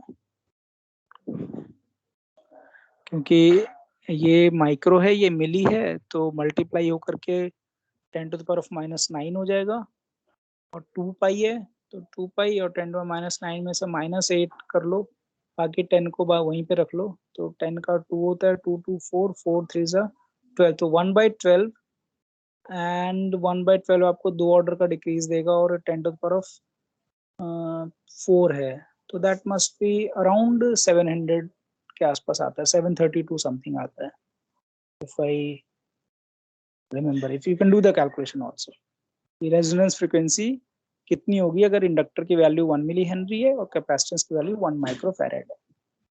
तो कैन डू दैट, जस्ट एक बार कर लो, that will be better. Sir 1591 आ रहा है, 1591। अच्छा, 1 1 के लिए 15 का राउंड आ रहा है, 1/2 पाई रूट एलसी किया ना। हाँ ये सर मुझे भी इतना ही आता है, 1500 के आसपास आता है, करके भी चेक कर लिया। अच्छा ओके, चलो 1500, मुझे ध्यान था कि 700 के आसपास आता है। कोई नहीं, हम इसको 1 किलो फिर सेट कर लेते हैं, या 1.5 किलो कर देते हैं, ठीक है। तो दिस इज 1.5 किलो, तो 1.5 किलो में हमारा उसी के आसपास जो आपकी फ्रीक्वेंसी इनपुट की है, और वही आपका यहाँ पे भी फ्रीक्वेंसी आपकी वैल्यू शो कर रहा है। यहाँ पे हमने यूनिफॉर्म फ्रीक्वेंसी का यूज किया सिग्नल, क्योंकि नॉन यूनिफॉर्म का भी ऑप्शन है एक आपके पास, देखोगे यहाँ पे ना एक ऑप्शन है this one, somewhere this is creep circuit, and creep in generator.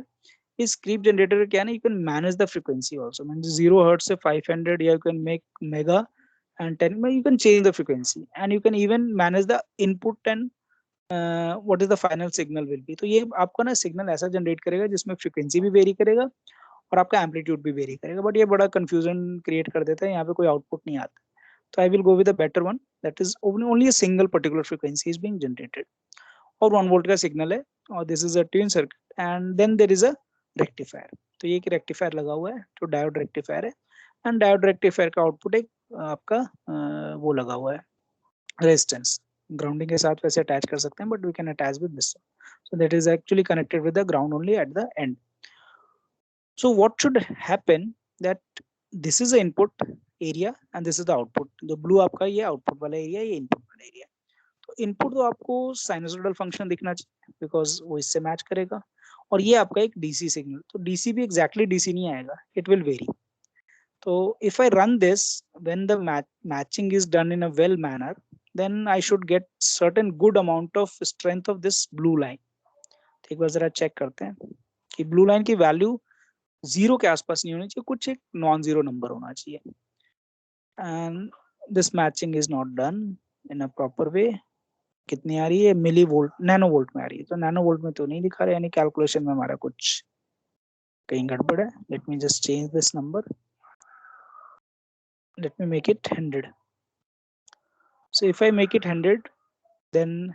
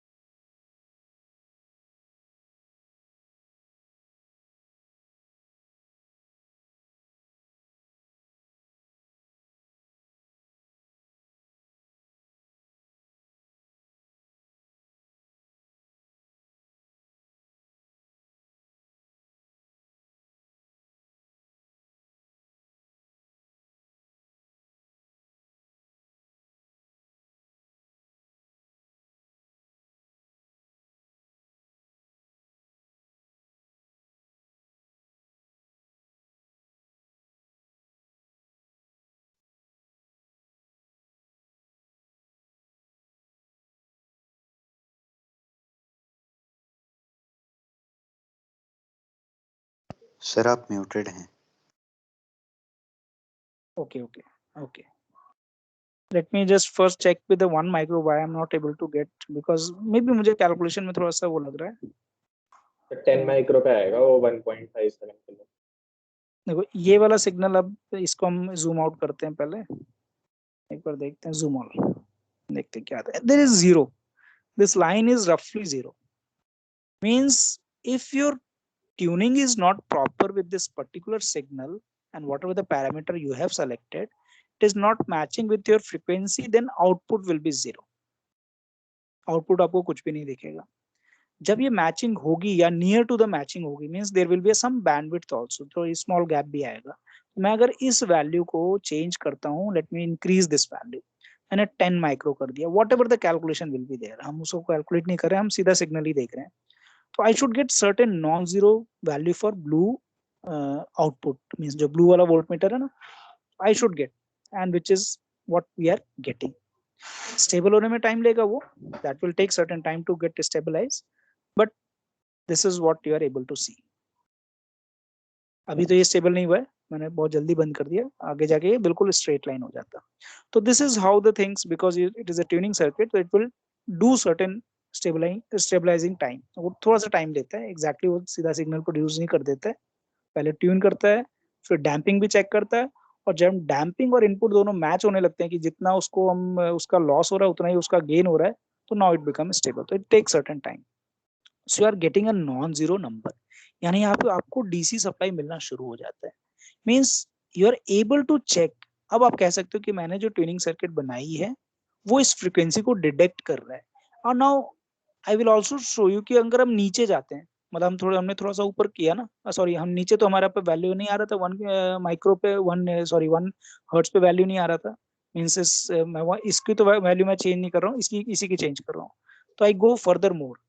आप ये कह सकते हो कि सर आपने इंक्रीज किया तो शायद यहाँ पे आ गया, हो सकता है और इंक्रीज हो तो और आ जाएगा. तो let us increase more 100 times and then again we check.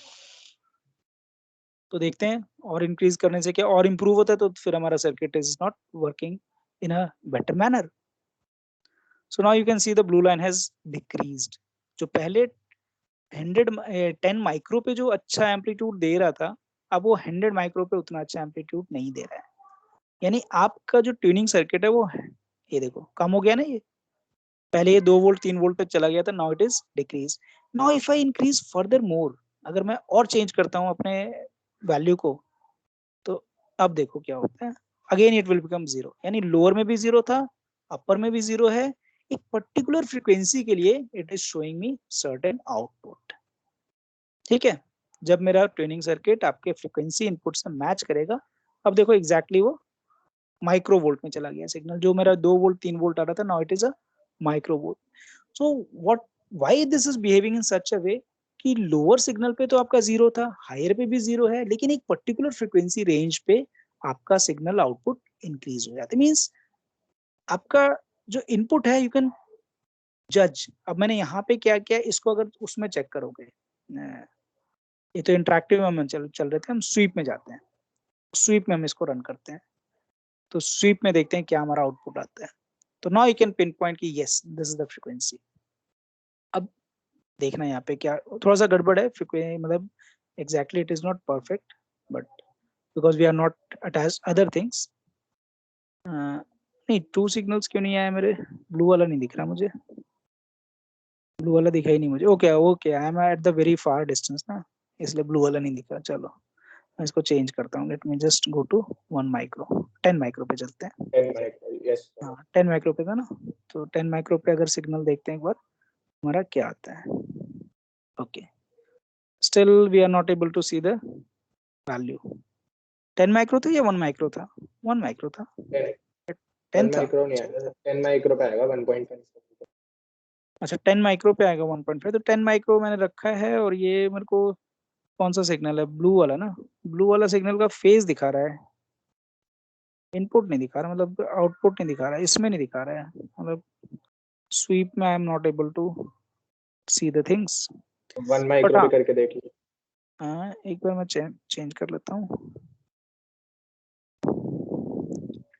But there is some error is also there. Maybe my circuit is not having, नहीं आ रहा है, वो नहीं आ रहा है. ब्लू वाली लाइन ही नहीं आ रही. तो ब्लू वाली लाइन में भी फ्रीक्वेंसी के साथ कुछ आना तो चाहिए, but it is not coming there. But at least when you look in the means interactive mode, you are able to see the things. आपको मैंने लोअर फ्रीक्वेंसी पे दिखा दिया, अब इसको और अगर कम भी कर देते हैं तो यू वोंट बी. देखो बिल्कुल स्ट्रेट लाइन है. इनपुट तो है फ्रीक्वेंसी, इनपुट का frequency, but this is a straight line. This is what is happening. Means अगर आपका इनपुट सिग्नल का फ्रीक्वेंसी आपके ट्यूनिंग सर्किट से मैच करता है तो यहाँ पे कुछ आउटपुट आएगा, अदरवाइज आउटपुट नहीं आएगा. It means you are somehow able to find the frequency of the signal. आपको पता चल जाता है कि फ्रीक्वेंसी क्या है आपके इनपुट सिग्नल की. यही अगर मिक्स्ड अप सिग्नल होते, we can make using open. Open में हमारे पास एक समर का ऑप्शन होता है कि सम कर सकते हो आप. समर सर्किट कहते हैं उसको, या एडर सर्किट कहते हैं. तो 2 सिग्नल्स को ऐड कर सकते हैं, 3 सिग्नल को ऐड कर सकते हैं. If I am able to make that and deconvolute them, वो सर्किट में बना के देखूंगा, तो वो आपको नेक्स्ट क्लास में दिखाऊंगा. If I am able to do that. But अगर नहीं होगा तो सर ये हाँ. जो ग्रीन वाला जो आपने प्रोब लगा रखा है, ये क्या मेजर कर रहा है? इनपुट सिग्नल कि मेरा कितना आ रहा है? इनपुट एग्जैक्टली नहीं कर रहा है. इनपुट में जो भी सिग्नल आ रहा है उसकी ट्यूनिंग सर्किट से पास होने के बाद सेकेंडरी कॉइल में जो सिग्नल आ रहा है वो है इनपुट. वो वाला चेक कर रहा है ग्रीन वाला. तो फ्रीक्वेंसी तो आपको दिखा देगा वो, बट उसका एम्पलीट्यूड वेरी करेगा, because that will depend upon the tuning of these to. Amplitude क्यों वेरी कर रहा है? करेगा वेरी। आप डायरेक्ट इंडक्टर पे चेक नहीं करो ना, अगर मैं इसको यहाँ से लिफ्ट करके यहाँ पे लगा दूं, ठीक है, और फिर चेक कर, तो now it will show me the perfect line. अब इसमें इनपुट चेंज नहीं होना चाहिए। अब मैं इसको जूम करके दिखाता हूँ आपको, ठीक है, परफेक्ट लाइन आ गया ना। यहाँ पे क्यों हो रहा है ना, because this also provide the damping. Damping में क्या होता है, आपको तब तक वो स्टेबल नहीं हो पाएगा सिग्नल, जब भी ट्यूनिंग सर्किट होती है ना, तो स्टेबिलिटी तब तक नहीं आती है जब तक आपका एलसी का जो डैम्पिंग फैक्टर है आपके इनपुट से पावर से मैच नहीं होगा। Means there should be some wastage and there should be some increment, यानी आप कुछ दे रहे हो और कुछ ले रहे हो। जब ये दोनों नंबर जब तक मैच नहीं होंगे ना, तब तक आपकी स्टेबिलिटी नहीं आएगी। और ये लोअर फ्रीक्वेंसी पे स्टेबल नहीं हो रहा है। देखो हायर फ्रीक्वेंसी पे तो स्टेबल हो, मतलब हायर पैरामीटर पे तो स्टेबल हो रहा है। 10 माइक्रो पे अगर करते हो या 100 पे करते हो या 10 पे ही करके देख लो, 10 पे करोगे तो स्टार्टिंग में थोड़ी सी अनस्टेबिलिटी है, सिग्नल के एम्पलीट्यूड में वेरिएशन है, but at later stage, okay मैंने सिग्नल तो यहाँ लगा दिया है, रुको एक सेकंड रुको, I just lift this one and I attach it here. Now look at this. तो आपको कुछ एम्पलीट्यूड मॉड्यूलेशन जैसा कुछ पिक्चर सा दिखता है। स्टार्टिंग में तो थोड़ा सा वेरी हो रहा है और हम थोड़ी देर बाद स्टॉप करते हैं इसको। Let us go up to certain time, अब स्टॉप कर देते हैं। अब उसके बाद हम चेक करते हैं कि जूम आउट करके पूरा थ्रू आउट सिग्नल चेक करते हैं। तो दिस इज व्हाट, अच्छा मेरा वो कनेक्ट ही नहीं हुआ है, मेरे ख्याल से मेरा ब्लू वाला कनेक्ट, ये ग्रीन वाला कनेक्ट नहीं हुआ है। Yes now it is connected, इसलिए सिर्फ ब्लू का ही पिक्चर आ गया है और बाकी का किसी का पिक्चर नहीं आया। और यहाँ पे blue non zero number means it is a good value. Now you see this, now the damping has decreased, अब ये स्टेबल हो गया। Are you able to check कब ये स्टेबल हुआ? Yes sir. यस तो स्टार्टिंग का जो टाइम है ना, दो कुछ मिली सेकेंड्स का, at that time it take certain time, उसको टाइम लगता है, ट्यूनिंग सर्किट को अपने आप को बैलेंस करने में टाइम लगेगा। तो जब तक वो कुछ रिलीज कर रहा है और कुछ एब्जॉर्ब कर रहा है, तो दोनों एनर्जी जब मैच हो जाएगी ना, नाउ इट इज स्टेबल। तो आप afterwards it is just a straight line. अगर इसको एक्सपैंड करोगे तो एक साइनोसॉइडल फंक्शन होगा, और ये आपका नेगेटिव वैल्यू में आपका ये जनरेट हो रहा है, जो आपका ब्लू वाला लाइन है। तो that is a big value, that is not a zero. ये करीबन -3 वोल्ट का आ रहा है। और जब इसको आप चेंज कर देते हो, यानी इसको जब इंक्रीज करते हो या डिक्रीज करते हो 10 माइक्रो से, तो आपका ब्लू लाइन बहुत ही छोटा हो जाता है, जीरो के आसपास लाई कर जाता है। यानी और फ्रीक्वेंसी इसमें को हम कैसे बता सकते हैं कि फ्रीक्वेंसी कैसे हम इसमें बता सकते हैं, मतलब फ्रीक्वेंसी यही है इसकी? इसके लिए हमने सर्किट कोई बनाया नहीं ना। यहाँ पे हम क्या करेंगे, यहाँ फ्रीक्वेंसी मीटर लगा देंगे। यहाँ पे हम लगा देंगे फ्रीक्वेंसी मीटर, वो फ्रीक्वेंसी भी चेक करता रहेगा और ये एम्पलीट्यूड, जिस एम्पलीट्यूड पे नॉन जीरो नंबर आ रहा है, कुछ फीजिबल नंबर आ रहा है, तो उसकी फ्रीक्वेंसी मेजर कर लेंगे, उसको स्टोर कर लेंगे। जिस नंबर पे जीरो आ रहा है उसकी फ्रीक्वेंसी मेजर ही नहीं करेंगे। This is what we have to do. Okay, तो करेक्ट फ्रीक्वेंसी कैसे पता चलेगी? करेक्ट बिल्कुल फ्रीक्वेंसी करेक्ट। जब, अगर ये करेक्ट फ्रीक्वेंसी तब पता चलेगी जब ये नंबर हमारा नॉन जीरो होगा। आउटपुट जब यहाँ पे नहीं आएगा ना, तो हम कहेंगे वो फ्रीक्वेंसी है ही नहीं, पीछे एग्जिस्ट नहीं करी, वो सिर्फ एक ट्यूनिंग सर्किट के कारण कुछ जनरेट हो रहा है, वो इस पूरी सिग्नल है, हमें उससे मतलब नहीं है, वो इनपुट पे नहीं है अवेलेबल है। इनपुट यस जो सर। अवेलेबल है उसी का आउटपुट यहाँ पे नजर आएगा आपको। Yes sir. यहाँ पे क्या है ना, यहाँ पे मैंने फ्रीक्वेंसी सिर्फ एक ही ली है। अगर हमारे पास ऑप्शन होता ना कि 3 फ्रीक्वेंसी डिफाइन कर सकते किसी सिग्नल जनरेटर में और सभी एडेड वर्जन में होता, तब यहाँ पे आपको इजीली दिख जाता है कि ये फ्रीक्वेंसी पे हमारा सिग्नल आ रहा है और बाकी फ्रीक्वेंसी पे सिग्नल नहीं आ रहा है।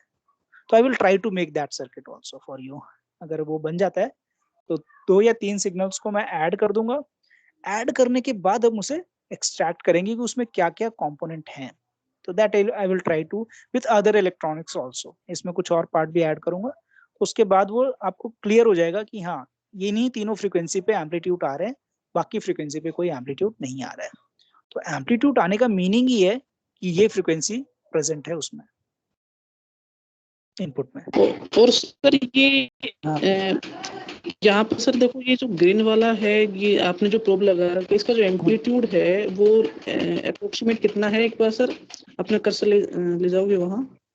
हाँ ये रहा, ये देखो, ये 3 वोल्ट 4 वोल्ट के आसपास है अपर में, और नीचे भी उतना ही होगा। Yes sir. और सर ये जो ब्लू वाला है इसका इसका तो वो है 3 वोल्ट के आसपास है रफली। इसको ऐसा समझो कि जो आरएमएस वैल्यू होती है ना वो दिखा रहा है ये। जो रेक्टिफायर होता है ना वो आपको आरएमएस वैल्यू दिखाएगा। सर ठीक है। दोनों ही आरएमएस वैल्यू नहीं आ रही क्या? नहीं नहीं, ये ग्रीन से तो कम ही है ना, ये तो देखो 4.2 है ना, इधर भी 4 के आसपास पहुंच रहा है। ये तो छोटा होगा ना हमेशा। जब भी रेक्टिफायर लगाओगे तो रेक्टिफायर तो आपको एग्जैक्टली पीक वैल्यू तो नहीं दिखा सकता ना। रेक्टिफायर हमेशा आरएमएस वैल्यू या पीक को आप 2 पाई या किसी नंबर से डिवाइड करते हो, जो डिपेंड करता है फुल वेव का रेक्टिफायर का वैल्यू क्या है और हाफ वेव का क्या है, दोनों का पैरामीटर अलग अलग होता है। तो वो पाई से डिवाइड कर देता है, मुझे एग्जैक्ट फॉर्मूला याद नहीं अभी, बट 2 पाई या समथिंग से डिवाइड करता है वो। तो it is not showing you peak value. Peak value कभी नहीं दिखाएगा वो, पीक से कम दिखाएगा वो। सर ये नेगेटिव क्यों दिखा रहा है ब्लू वाला?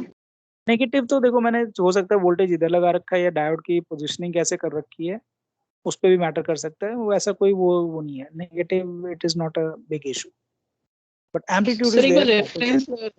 रेफरेंस लगा के देख लो सर आप। लोड 1 किलो जो है उसका एंड के बीच में।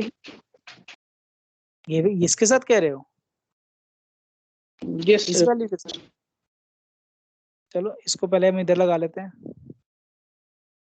और फिर चेक कर लेते हैं कि क्या आता है। तो एक नेट वैल्यू आपको दिखा देगा पीक टू पीक, ऊपर आ गया ना वो। Yes sir. यस तो सर। दोनों का डिफरेंस आपका 6 वोल्ट का दिखा देगा। बट हमें तो डीसी से मतलब है ना, एसी सिग्नल हमें नहीं लेना है, हमें उसका भी एसी वेरिएशन। आपको फुल वेव रेक्टिफिकेशन सिर्फ देखो, अगर ध्यान से देखोगे तो इसका एक्सपेंशन मैं करता हूँ आपके सामने। एक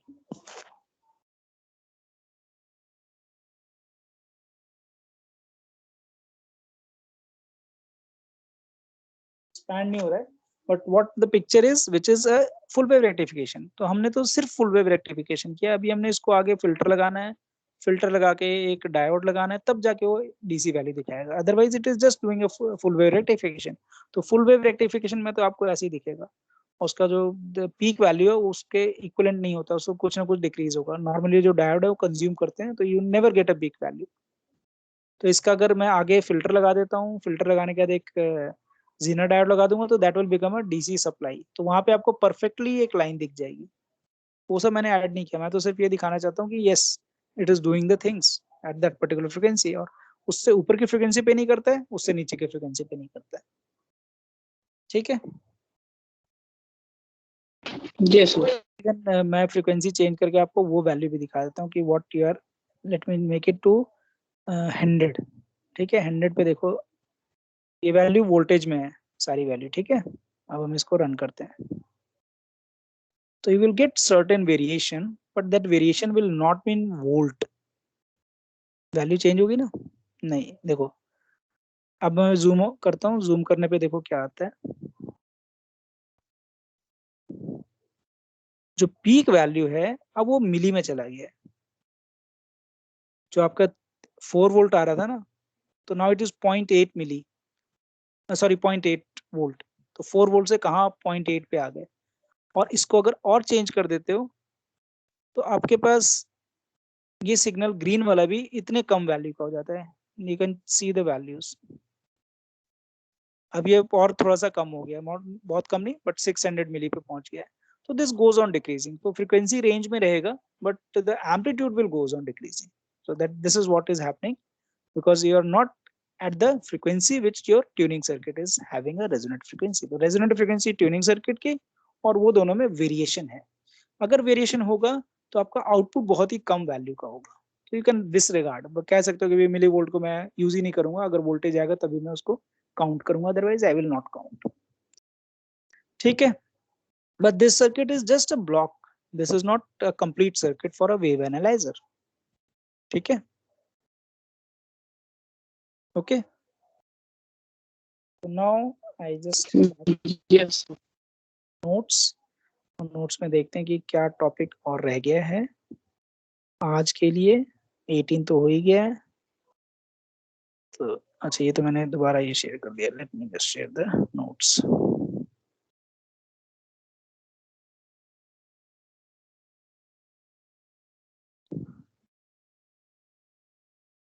okay, so this is a distortion रह गया। मतलब आज हम ब्रिजेस पे शायद ना जा पाए। Distortion factor meter. So this is what this is again a circuit which has similar kind of picture. Means इसका जो purpose है, purpose वही है जो पिछला purpose था। Means जो wave analyzer का था, उसमें हमारे पास intentionally what we have thought कि हमारे पास कुछ wave mixed up है और हमें उसे deconvolute करना है या उसे remove करना है उस part को। यहाँ पे भी वही है, but हम ये assume कर रहे हैं कि जो बैक एंड पे मेरे पास वेव आ रहा है that is having only one frequency. What we are assuming कि जो बैक एंड पे मेरा सिग्नल जनरेट हुआ है, यानी जो इनपुट है उसमें एक ही फ्रीक्वेंसी है। This is what I want, but some unwanted frequencies always there. जब भी आप फंक्शन को जनरेट करते हो, जब भी सिग्नल जनरेट करते हो, तो एक पर्टिकुलर ऑर्डर में उसमें डिस्टॉर्शन जनरेट होते हैं। उनका बड़ा यूनिफॉर्म वे होता है जनरेट होने का। मीन्स आपने तो 1 किलो हर्ट्ज का सिग्नल बनाया था, अपना जो भी इंस्ट्रूमेंट यूज किया, जो भी आपने डिवाइस यूज किया, जैसे भी आपने सर्किट बनाया, यू हैव थॉट कि मेरा जो सिग्नल है वो 1 किलो हर्ट्ज का है।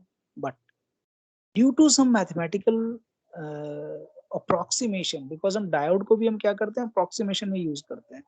बहुत सारे फैक्टर को हम अप्रोक्सीमेशन में चलकर हम सारे कैलकुलेशन करते हैं। इवन पेंडुलम का केस ले लो, अगर पेंडुलम का ही केस ले लो, that is one of the basic analysis which you have done with the approximation. Pendulum में क्या अप्रोक्सीमेशन आपने यूज किया है? पेंडुलम का जब ऑसिलेशन पढ़ते हो, उसका टाइम पीरियड पढ़ते हो, उसका एनर्जी पढ़ते हो, सब कुछ पढ़ते हो ना, तो उसमें कहीं ना कहीं एक जगह आपने अप्रोक्सीमेशन लगा रखा है। वो क्या अप्रोक्सीमेशन है? Sir, theta should be small. Theta should be small. उस स्मॉल से क्या हो जाता है? Sine theta can be written as theta, but actually sine theta theta थोड़ी ना है। थीटा तो अलग है, साइन थीटा अलग है। They both are not same. But if the theta is Yes, small, sir. sin theta is equivalent to theta, equivalent not equal to theta। ठीक है, तो वहां हम सबसे पहले जो अप्रोक्सीमेशन पढ़ते हैं ना, वहां पढ़ते हैं, और हम फिर कहते हैं कि चलो अब सारा काम हो गया, हमने पेंडुलम का ये निकाल लिया, वो निकाल लिया, सब कुछ कर लिया।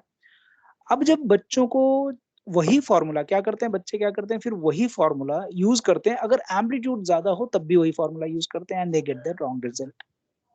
Because what you have done the approximation, और अप्रोक्सीमेशन करने से आप ने एक फॉर्मूला डिराइव कर लिया कि time period equal to this one, root of LG होता है, 1/2 समथिंग होता है ना।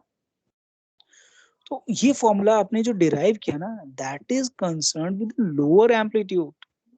आप यही फॉर्मूला अप्लाई कर दे तो हायर एम्पलीट्यूड पे भी, कि अगर आपने 45 डिग्री से भी अपना पेंडुलम शिफ्ट कर दिया और फिर उसको ऑसिलेट करवा रहे हो, फिर बोलोगे कि सर इसका टाइम पीरियड वो क्यों नहीं आ रहा है, क्योंकि फॉर्मूला तो 1/2 √LG है। You will never get that value. आपने गड़बड़ किया, आपने कैलकुलेशन में ये अप्रोक्सीमेशन डाल दिया, और फिर उसके बाद जो रिजल्ट निकाला उसको आप सबके लिए अप्लाई कर रहे हो, तो that is not the correct way. आपको जब एम्पलीट्यूड आपका 5 डिग्री से ज्यादा हो जाता है, तो आपका टाइम पीरियड मैच नहीं कर सकता आपके फॉर्मूले से। That will have a different time period, because damping will be there and several other thing will be there. तो हम क्या करते हैं, इसी तरीके से जब हम वेव एनालाइजर या वेव जनरेट करते हैं फंक्शन जनरेटर से, तो हमने जो डायोड, रेजिस्टेंस, कैपेसिटर और इंडक्टर लगाए हैं, उसमें भी हमने अप्रोक्सीमेशन डाल दिया है। Diode is not approximate device, it work on its own. उसका एक पर्टिकुलर पैटर्न है, उसका IV कैरेक्टरिस्टिक है, हमें उसको फॉलो करना चाहिए, जिसका फॉर्मूला भी I = I naught T to the power of EV upon Neeta KT -1। ये एक फॉर्मूला है जिसमें कि उसका करंट और वोल्टेज का relation, it is not so simple. But हम क्या करते हैं, चलो हम इसको अप्रोक्सीमेट यूज कर लेते हैं, 0.7 का यहाँ ड्रॉप हो रहा है। हमने कैलकुलेशन कुछ डाउट क्लास में डिस्कस भी किया होगा कि we have 3 different kind of approximation for the diode cases. तो हम क्या करते हैं, वो यूज करके फिर उसको जनरलाइज कर देते हैं कि अरे ऐसे ही काम होगा।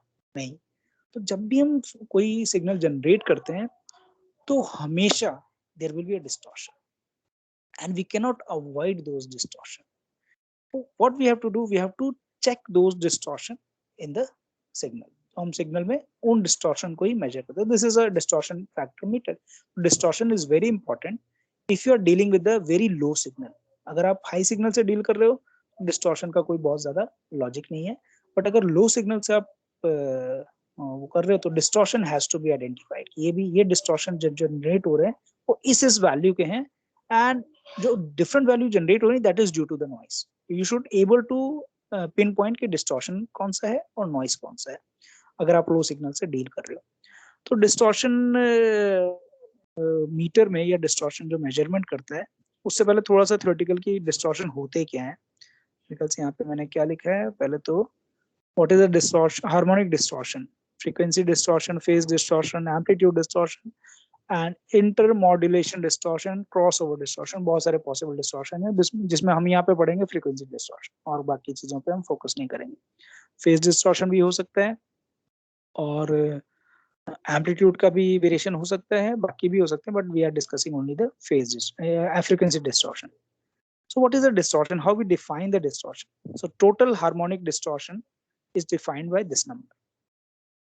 That is summation of all the harmonics. Harmonics are actually the means extra unwanted signal. तो उनका summation, उनके जो amplitude का summation है, this is actually the amplitude. So total harmonic distortion will be summation of all those amplitude, square them and root them and divided by the fundamental.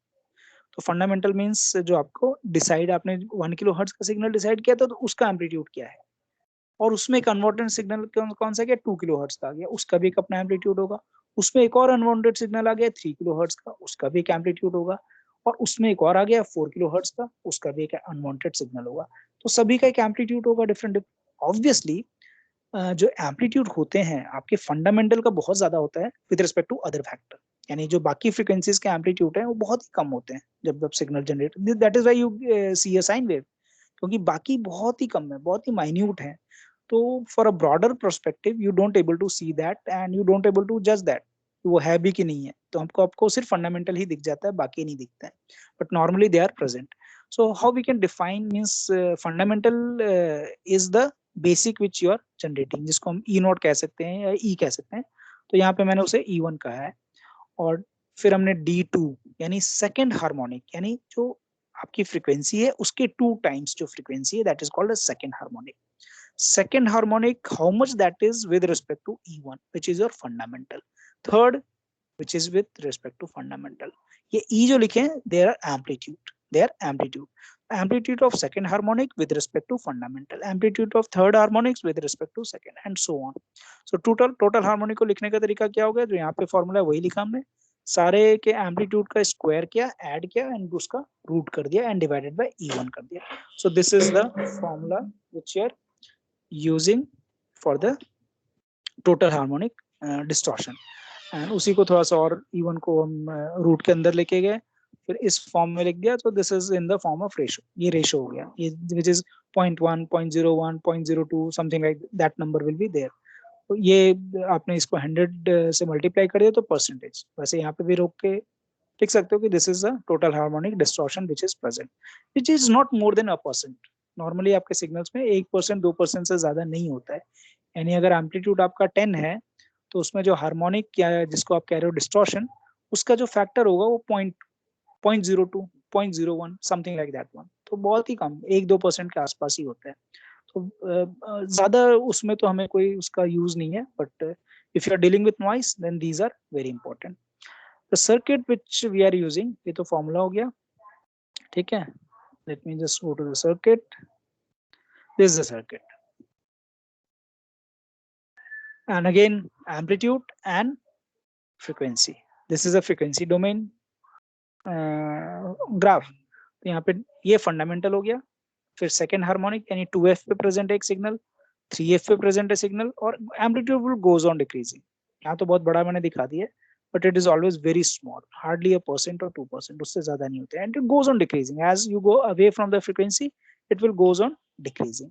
So this is how the things will look like. ये रहा input signal आपका, Attenuator is always, I have discussed, if you want to decrease the signal, if the signal is very strong, you should decrease the signal before giving to the any electronic system. तो आप उसको decrease कर दो. उसमें हमने 2 circuit बना दिए. उसके आगे एक है ट्यूनेबल रिजेक्शन फिल्टर, एक है ट्यूनेबल बैंड पास फिल्टर. दोनों का मीनिंग क्या है कि मैंने नीचे शायद लिखा भी होगा कि how they are functioning. When the selector switch is put into the position 1, आपको 2 पोजीशन भी मेंशन हो गए हैं, यहाँ पे दिख रहे हैं, ये रहे, this one. Let me just select the pen,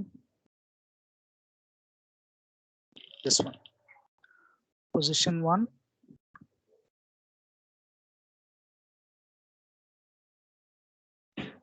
this one, position 1 and position 2. ठीक है, ये वाली लाइन तो ग्राउंड लाइन है इसलिए कनेक्टेड है through out, but this is how you can flip the connection. So when we put to the position 1 means it is going to the tunable band pass filter. So this is a tunable band pass filter. Band pass filter का meaning क्या है? It will pass a band of frequency. Means एक allowed frequency जिसका range आपने decide कर लिया उसको आगे pass कर देगा. ठीक है, आगे जो गया है वहां पे एम्पलीफायर लगा हुआ है, जो हमने एटीनेट किया था, जिसको हमने सिग्नल को डिक्रीज किया था, उसी को हम दोबारा एम्पलीफाई कर लेंगे and it will go to the bridge and there is a meter.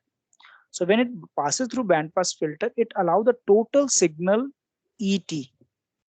तो सारे सिग्नल को पास कर रहा है, जिस भी फ्रीक्वेंसी का आपने डिजाइन किया उस फ्रीक्वेंसी को पास कर रहा है. The meter M will show the RMS value. तो मैंने पहले बोला था ना कि ये हमेशा RMS वैल्यू आपको दिखाएगा. That will show the RMS value consisting of fundamental and the harmonics. यानी आपने क्या किया, बैंड पास फिल्टर में से इस फ्रीक्वेंसी से लेकर के इस फ्रीक्वेंसी को पास कर दिया. यानी अगर इमेजिन करते हैं 1 किलो हर्ट्ज का सिग्नल आपने डिजाइन किया था, तो आपने मान लेते हैं 3 किलो हर्ट्ज या से 3 किलो हर्ट्ज ही लिख देते हैं, 3 किलो हर्ट्ज, ये आपने बैंड पास फिल्टर बनाया था जिसमें कि इसके नीचे की फ्रीक्वेंसी को रिजेक्ट करना है, इससे ऊपर की फ्रीक्वेंसी को रिजेक्ट करना है, बट इस फ्रीक्वेंसी के जो भी होंगे, इतने फ्रीक्वेंसी में जो भी प्रेजेंट होंगे, उन सारे सिग्नल को हमें पास करना है. So this is what is done and it has shown you amplitude. Now what you will do, the amplifier circuit, अब वो आगे की कहानी है कि amplifier circuit ने उसको दोबारा maximize कर दिया, 100% कर दिया, and then the selector is changed. Now you change the selector to the second position. अब आप उसी सिग्नल को किससे पास कर रहे हो, ट्यूनेबल रिजेक्शन फिल्टर. यानी क्या हो सकता है, एक आपका पैरेलल एलसी सर्किट हो सकता है. ठीक है, पैरेलल एलसी सर्किट का जो आउटपुट होता है, आउटपुट क्या होता है, it's output is something like this one, current and frequency, this is the. ठीक है, तो एक पर्टिकुलर फ्रीक्वेंसी को रिजेक्ट कर देता है, उसका करंट का वैल्यू बहुत ही कम कर देता है. वो एक तरीके से उस जिस फ्रीक्वेंसी को आप जिस जो भी वैल्यू आपने एल और सी से डिसाइड किए, उस फ्रीक्वेंसी को पास नहीं होने देगा, आगे नहीं पास होने देगा. So it will reject that. And now what will happen, now the signal passes through a tunable rejection filter which is highly selective notch filter. इसको हम notch filter भी कहते हैं. This is something like a notch, it looks like a notch. So this is a notch filter circuit designed to reject the fundamental frequency. आपने क्या किया, fundamental frequency को reject कर दिया. It means fundamental frequency को जब आपने reject कर दिया, तो जो output पे है, पहले आपको जब आप सिलेक्शन E1 पे थे तो आपको E टोटल मिल रहा था. अब आप सिलेक्शन जब सेकंड पे चले गए तो अब आपको जो सिग्नल मिल रहा है that is E total minus E1. ठीक है, आपने इसको रिमूव कर दिया. तो इस पार्ट को जब रिमूव कर दिया तो आपके पास सिर्फ आप हार्मोनिक पास हुए हैं, यानी जो आपके डिस्टॉर्शन है वो सारे पास हुए हैं. And now you can do more thing कि आप इसकी वैल्यू एल और सी को चेंज करो. So 1 by 1, what you will do? Now you will change to 2 kilohertz. Now you will change to 3 kilohertz. Now you will change, go on changing. तो go on changing करने से क्या हो, you are more fine in measuring all the fundamental frequencies. और उसके amplitude क्या available है वो सारा आपको पता चलता जाएगा 1 by 1. आपने पहला नंबर निकाल लिया, यानी ये नंबर क्या है, E2 plus E3 plus so on. अब आपने क्या किया, फिर से दोबारा पास किया, इसकी एल और सी की वैल्यू चेंज की. अब पहले आपने E1 माइनस किया, अब E1 माइनस E2 कर दो, तो आपको सिर्फ E3. You can easily go on doing the calculation and you can get each individual harmonic which is present at different frequencies. So this is a very basic kind of thing. इसमें आपको band pass filter है और band rejection या जिसको हम notch filter कहते हैं, tunable rejection circuit या फिल्टर कह सकते हैं. This is a filter which is rejecting your particular signal and this is passing all the particular signal. तो ये दोनों बहुत इंपॉर्टेंट है. बाकी तो सारा यूजुअल चीज है. ये तो आपका AC टू DC कन्वर्टर के लिए, ये सिग्नल हाई है तो उसको एटेन्यूएट करो, अगर एम्पलीट्यूड ज्यादा है फिर उसको एम्पलीफाई करो. This is what you can do. So I think we should end at this point. हम अब अगला जो टॉपिक है which is your AC bridges, that we will do in the next class. तो AC ब्रिजेस हम बाद में करेंगे. और AC ब्रिजेस मैं चाहूंगा कि हमने शायद कुछ पार्ट तो कर लिया है, बट चलो करवा लेंगे. AC ब्रिजेस का कंसर्न प्रैक्टिकल जो होगा ना, आप खुद ही करोगे. मे बी C+D में शायद मैम ने करवा दिया है, बट A+B जो ग्रुप होगा वो कोई भी एक फील्ड, इसमें से कोई भी एक आप ब्रिज सेलेक्ट कर लो. एंडरसन कर लो, हे ब्रिज कर लो, ओन्स कर लो, मैक्सवेल कर लो, डिसऑर्टी कर लो या शेयरिंग ब्रिज कर लो, कोई भी bridge, and you just perform the experiment as per your selection. सब एक ही मत कर लेना, ठीक है. Circuit is there available in anywhere, you can go easily. कोई भी सर्किट मिल जाएगा, मल्टी सिम पे इजीली हो भी जाएगा, तो that you can easily perform. तो आज हम यहीं पे खत्म करते हैं. We will not start this topic today. ठीक है. Okay sir. Okay okay sir. है क्या बहुत ज्यादा.